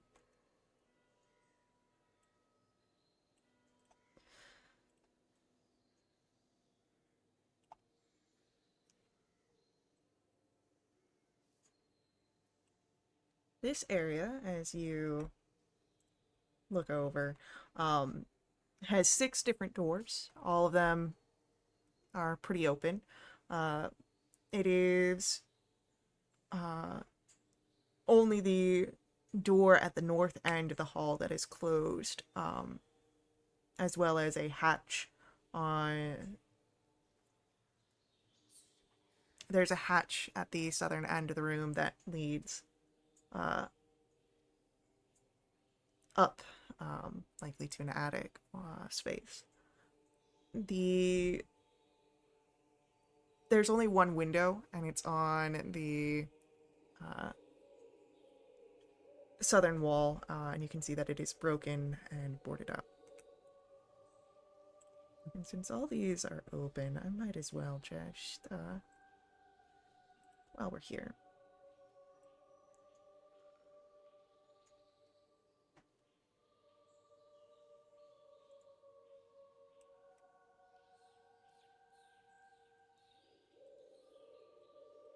That's not what I wanted to do.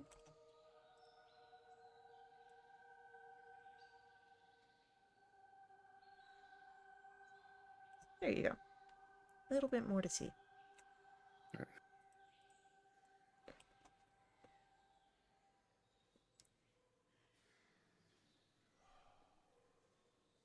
I think we found Felix's room. Well, you found all the dormitories. Oh no, I was speaking that in character. No, I mean, I'm just letting you know, you found all the dormitories. They're all shared rooms, but you know that they're split up between ages and, boys and girls. I forgot to ask. Did she say how old Felix was? Nope. Okay, probably should have asked that. Was it listed in his file? Um, I'd say that, yeah, it would have been listed in his file. Let me see if I have an exact. He's about 8 years old.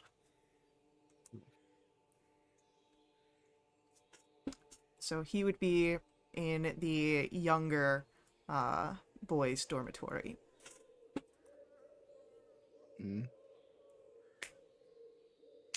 With the doors open, can we tell which room has the younger boys in it? Yep. The younger boys' dormitory is that one. That one. I'll head down that way. Yeah. As Balin, you can make yourself usually get down to the boys' dormitory, the younger boys' dormitory specifically, and Jinx following. You see that there are 5 beds here. 4 seem to be perfectly made and appear unused. Okay. Is there, besides us, is there anyone else in this room? Nope.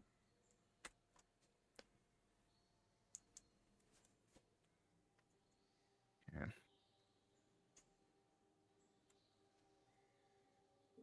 So you said 4 of them are perfectly made, but not the 5th. Correct. Can I head over to the one that's not perfectly made? Yeah.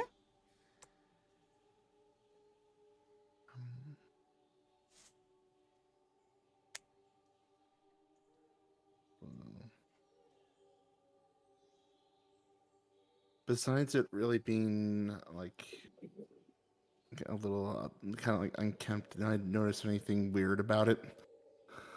No, it just seems to be a bed.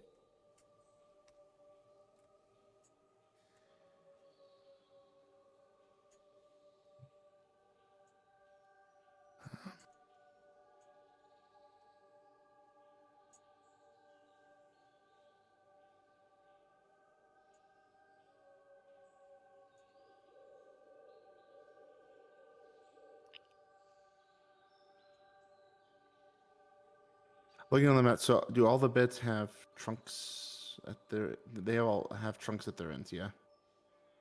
I'd say so, yeah. Might be a little bit of an invasion of privacy, but can I look inside that trunk? There's some clothes that would be befitting of an 8-year-old boy in this trunk.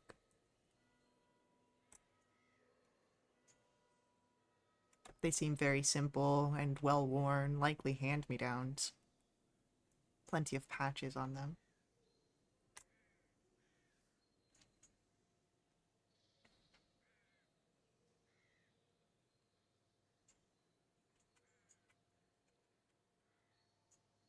I'm guessing this is Felix's bed, but besides it not being made, there's really nothing weird about it. Same with the trunk, it's just clothes.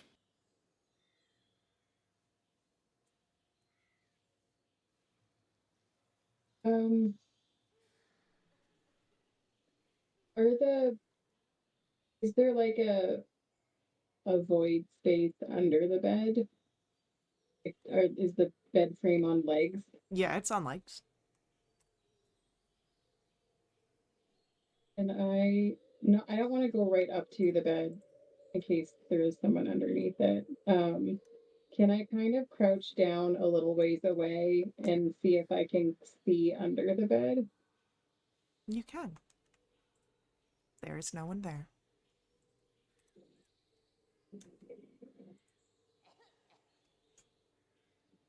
And there's no like closet or anything in the room. No, not really. There's the trunks, the 4 unused beds, and the one that could be Felix's. Can I look under the other bed? Uh, there's nothing that you see under the other beds, but if you'd like to do a further look over them, I'd say an investigation roll.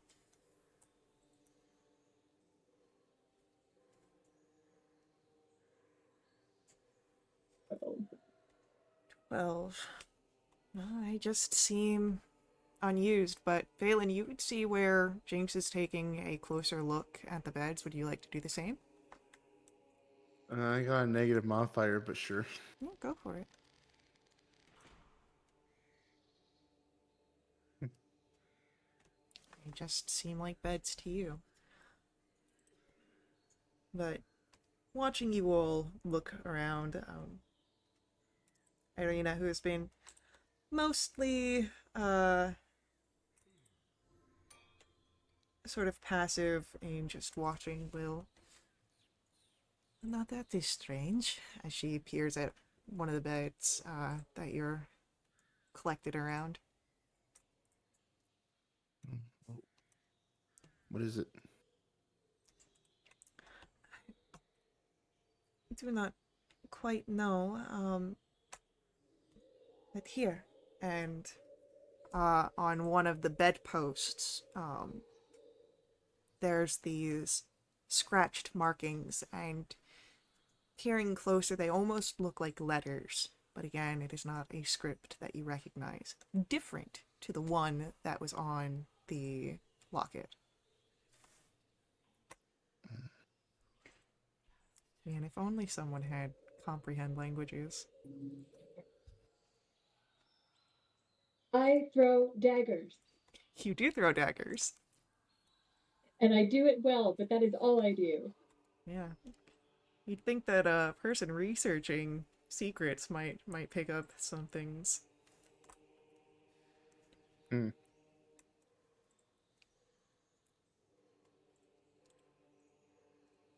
I have reasons for selecting the languages I selected.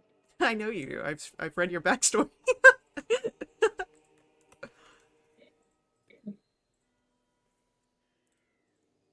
Oh, Rita, do you recognize the markings? No, she already said she didn't.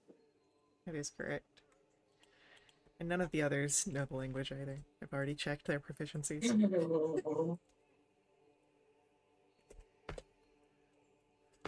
I have not checked their spells, but that's because I'm not going to use their spell slots if they're not here. Um, while we're in here, Jinx doesn't feel great about this because he used to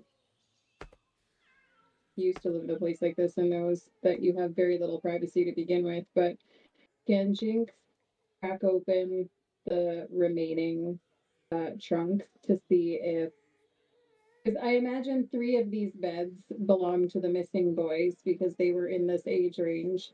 I just want to see if it looks like their stuff was, if there's stuff missing, like maybe it was a premeditated thing, or if their stuff seems like it wasn't touched and it was more suspicious of a disappearance. Um, there is some discount uh, order to the other to 3 of the other trunks. One of them is entirely empty. Um, you recall back to the unfortunate tragedy of one of the deaths that happened here. Um, go ahead, I'll say as you look at the other 3, roll me an insight check. Well, that's not very good. That's a 9. It looks like young boys being told to put away clothes and they're just not folding them, throwing them in out of sight. If I notice what Jinx is doing, can I get in on this check too? Sure, why not?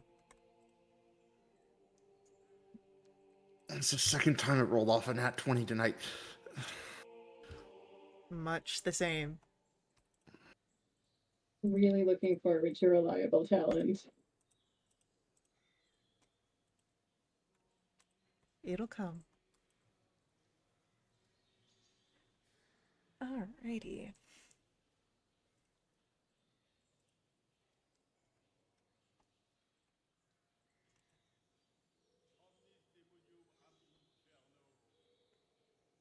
Is there anything else you'd like to do in this room? No, not really. I don't think there's anything else to see in here.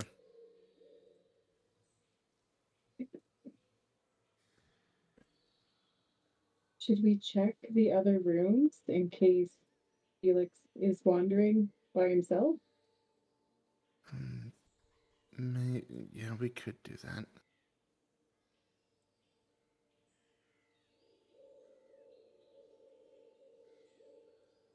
So,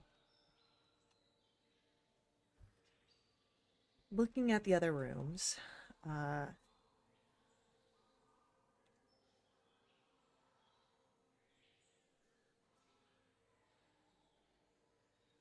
you see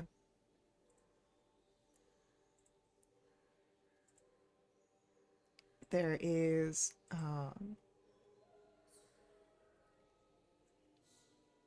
the next room across the hall. There are 4 beds, all fit snugly into the room. 2 of the beds hold these smiling red-cheeked dolls with straw hair.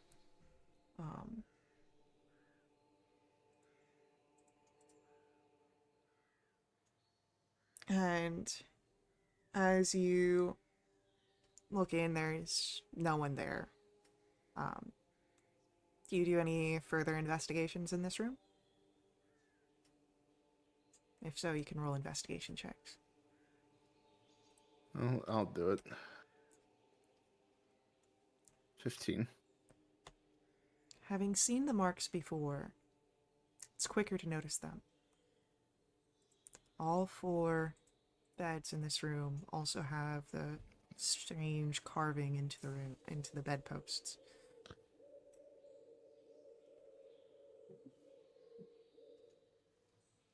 All 4 of these beds have these scratch marks too. That is very odd.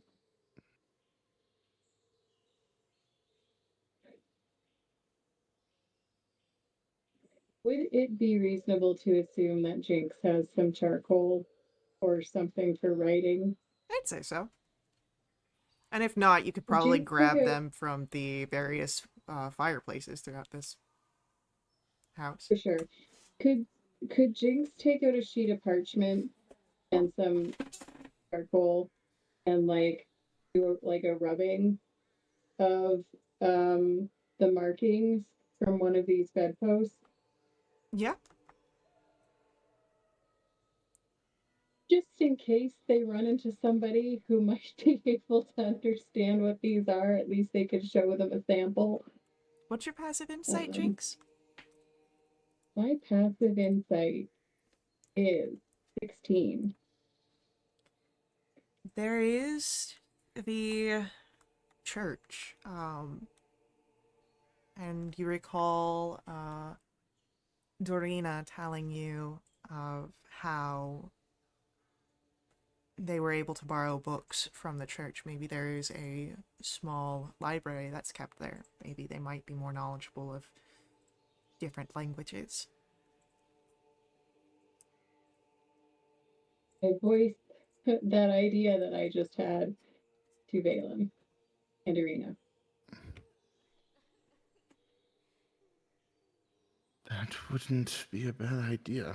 I don't know what these markings say, but you're right, maybe the church knows. If we had that locket with the strange markings you had mentioned, perhaps they would know as well.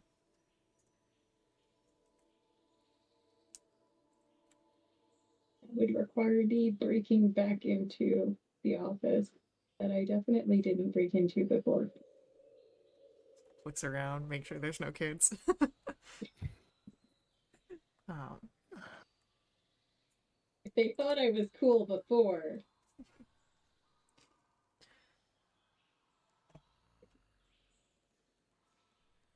Would take a look around the other rooms, but I have a feeling we might find more of these same scratch marks.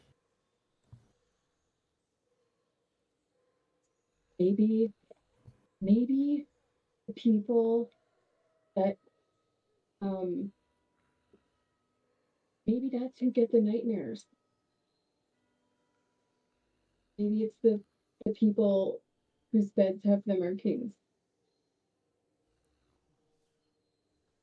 Could be. would you like to investigate and check this theory by checking the beds? Yes. Roll for me another investigation roll. I used up my one good roll. Can I roll? Yes, you can roll, Jinx. That's not very good. That's an 8. We're doing a good job. Almost every bed you check has these scrawls in it, so either it could be that people are getting nightmares because of this, or it could just be a word worker's signature. But was the markings only on one of the beds in the first room that we were in? You only saw it on the first bed. Would you like to go back and check them again? May as well. Roll me an investigation check. Don't know if I'll see anything. Third time's the charm, Oh right? my god! Oh my goodness. Simon! Nat 20. Oh, thank God! Valen, Mm-hmm. as you look at the beds that are here, all but one of them have the engravings.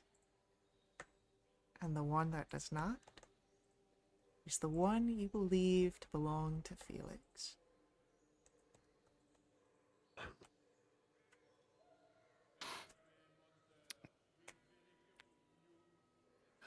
Not to freak anyone out more than we probably are right now, but all but one of the beds has the scratch marks in here. And I'll point to the bed that's unkempt. That one doesn't have any. Maybe that's how some of the rumors started. I would venture a guess as Do to yes. you think someone's trying to frame that poor, traumatized little boy? I'd be really sick to do so. I mean, he's only 8.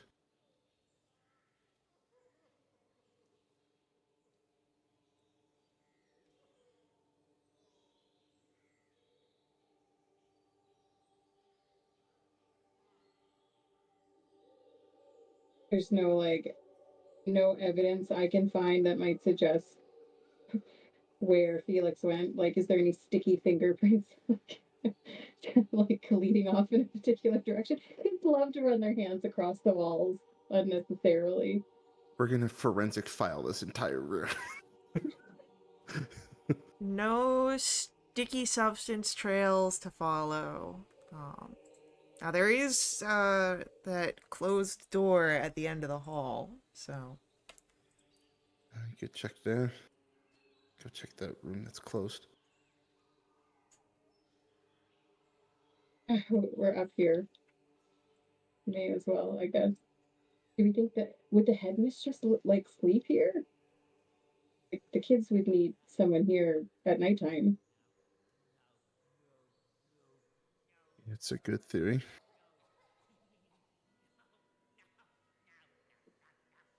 This closed door, is it locked? it is not locked.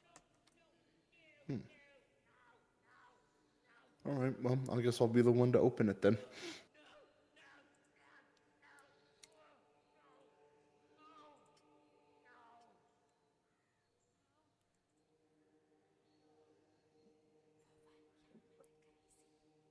Alright.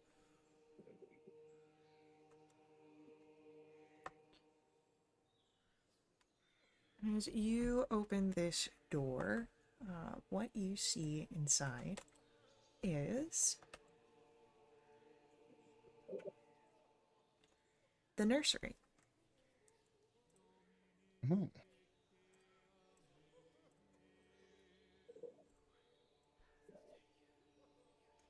Within, there are 3 cribs and a couple of chests for drawers, an old stuffed chair, and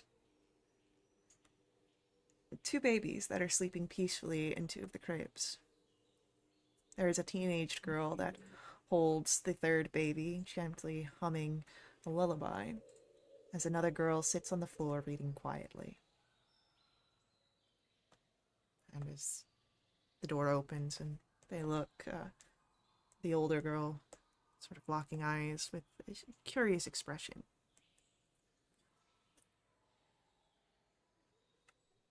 And I would say that you would notice Tessa has bruising on her arms, very similar to what you had seen on Tereska, Jinx. Is she the one that's reading or the one that's She, holding the? she's the one that's on the ground, the reading girl. Okay.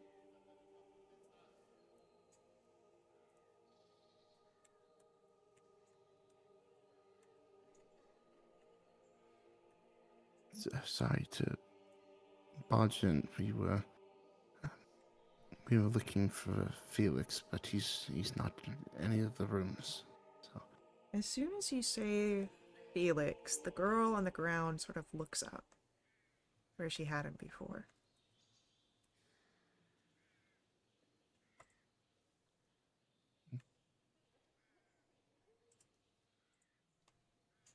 I'll look over to her while I'm still talking.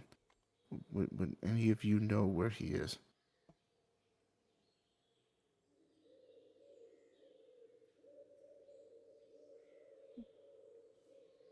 The older girl, still holding the child, shakes her head.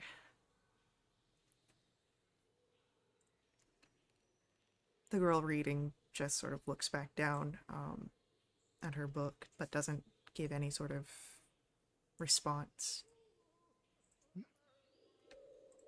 The 3 cribs that are in here, do I notice any of the scratch marks on the cribs? Would you like to roll an investigation check? Sure. It's a 12. You do not see any of those scratch marks on the cribs here. Okay.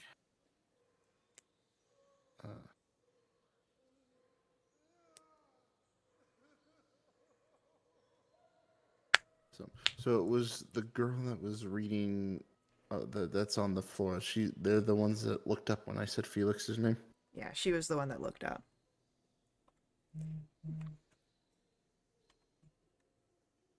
That implies that she might know where she is.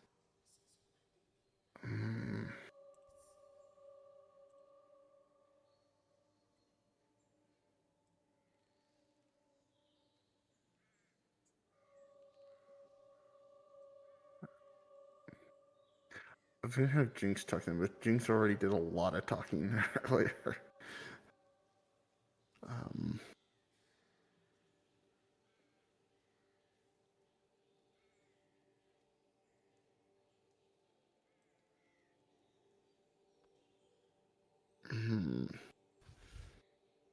Phelan doesn't talk well with children, but I guess he'll try it.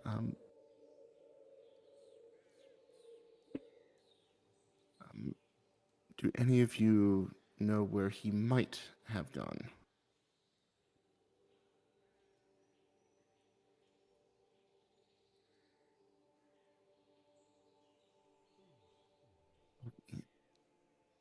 The older one, again, shakes her head. He's probably still within the orphanage. People don't really leave very often, and when they do, it seems to not be in the best sort of cases. The girl reading still stays quiet. I'll slowly walk over, but I'll also have Nyx sit down next to her.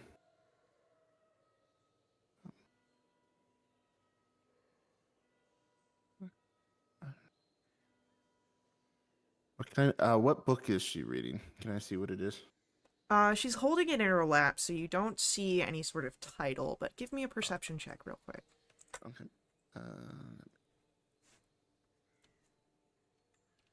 14. It seems to be some sort of fiction book. It speaks of spaces that are not like Barovia. Rolling green hills and sunshine.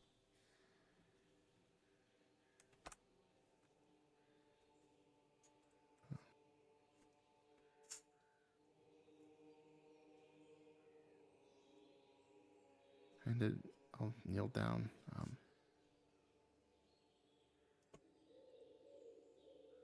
I kind of dream of a land like that. come from, it's kind of similar to this place. I always hoped that one day I might be able to be part of those lands. But as we can only read about them. But I'm glad to see younger ones like you reading about places like that. Tell me, do you believe the rumors about Felix?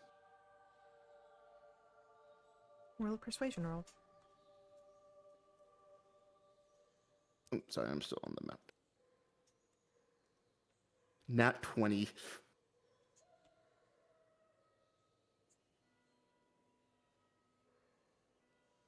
She doesn't really look up too much from her book, just sort of flicking her eyes towards you before looking back at the text on the page.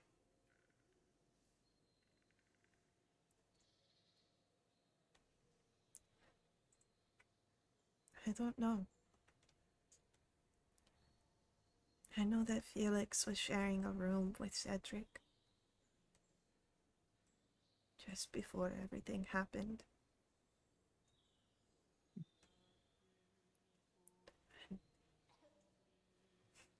I know that Cedric,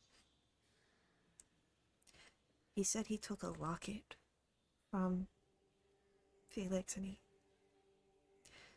he tried to show me, but yeah, I didn't see it very well. It was tarnished.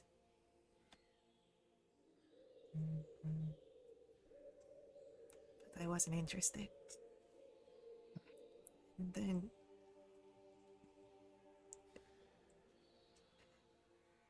And then Cedric was gone, and maybe I should have paid more attention to him.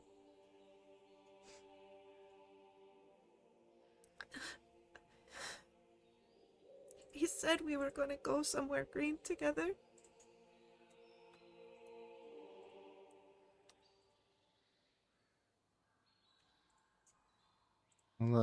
I'll give a nudge to Nix, and I'll have him kind of cozy up next to the girl.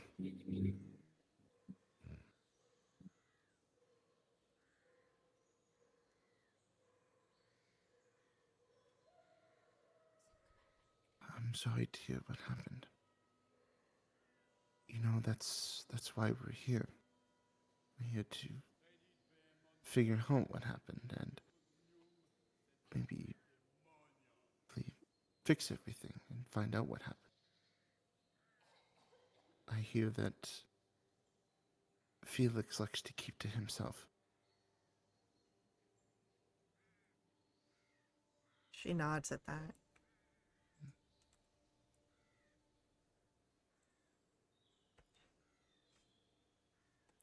He he never tried to be friends with anyone else. He barely arrives on time for meals. It's strange.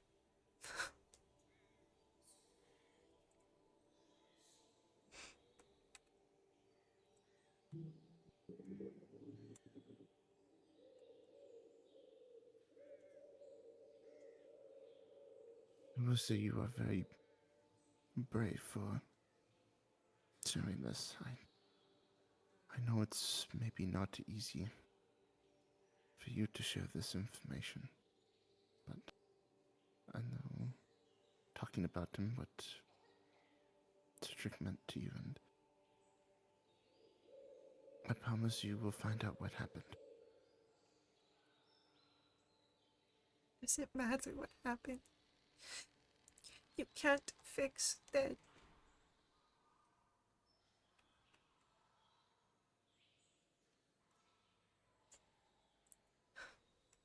Right? Can't. Just hope that we can prevent it from happening to anyone else.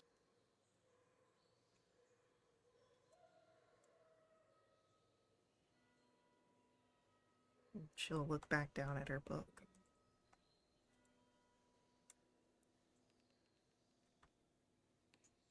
What are passive perceptions? 12. 13. Jinx. With a 14, you would notice little splotches on the paper.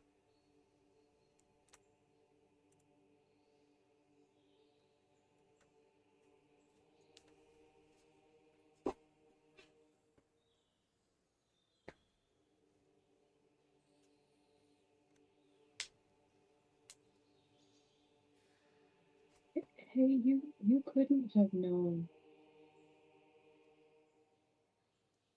No one could have known what would have happened.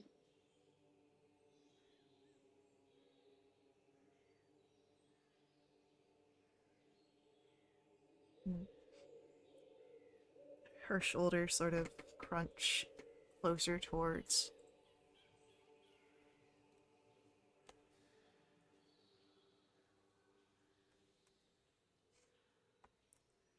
I was.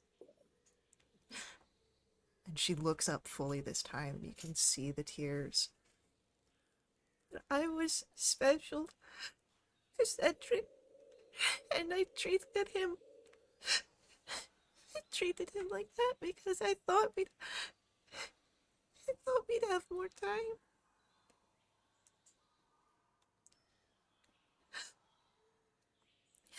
He, he didn't like anyone else here. He picked on the younger ones and he ignored the older ones, but he was my friend.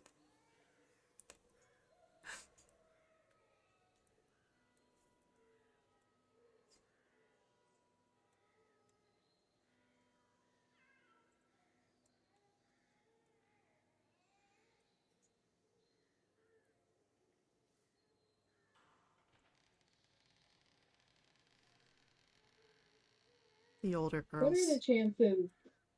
Go ahead. What are the chances I would have experienced something similar? Not likely. I don't think there was a cursed locket that came through the orphanage that I grew up in. Um, I, I just, as a player, am struggling so hard to think of something I can say to comfort this child, and the player is coming up with nothing. And my heart is breaking. Um, I'd say about this point that the older girl has placed the now sleeping babe in the other empty crib and will come forward and she kneels down next to the now crying girl and just almost very uh, instinctively wraps her in a hug. And when she looks to your group, it doesn't have any sort of scorn or anything like that. There's just a sort of a resignation. And you see that she still has the same sort of tired eyes that everyone else seems to have. Um, Perhaps give Tessa some time to work through these these very big emotions. And she sort of gives a squeeze to the girl who leans into her. If you don't find Felix soon, you can come back and we can try again.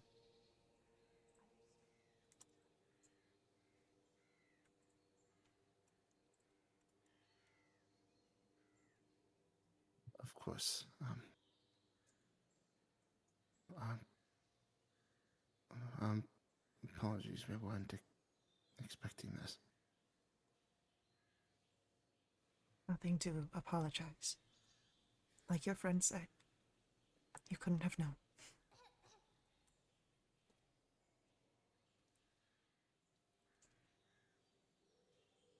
Thank you for speaking with us.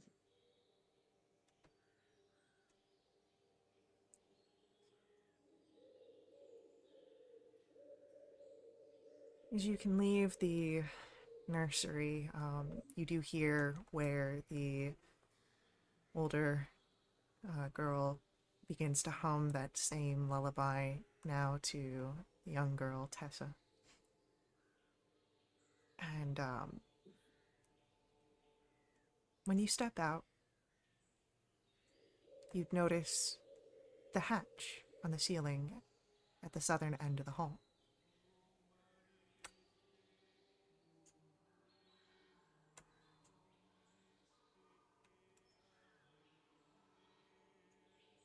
I'm not an expert or anything, but if I was a boy that wanted to be alone, the attic might be a good place to go.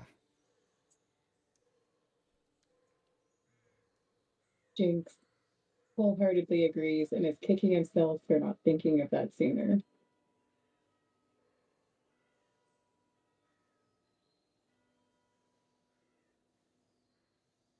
With a path forward and a boy to be found, well, several boys to be found, we will have to pick up with attic explorations in our next session. So, thank you to our players for playing. I hope you guys had fun with this one. I know that it was a little bit more RP intense. Thank you to our viewers for viewing. I hope you guys enjoyed as well. I will, of course, see you guys in our next stream, but until then, you can head over to willthewitch.com and check us out there. You can join us in our Discord. It's where we host all of our games, and you can just keep up to date with our announcements. Follow us here on Twitch for any of our live streams, or head over to YouTube for our VODs. But until the next one, it'll be a see you later.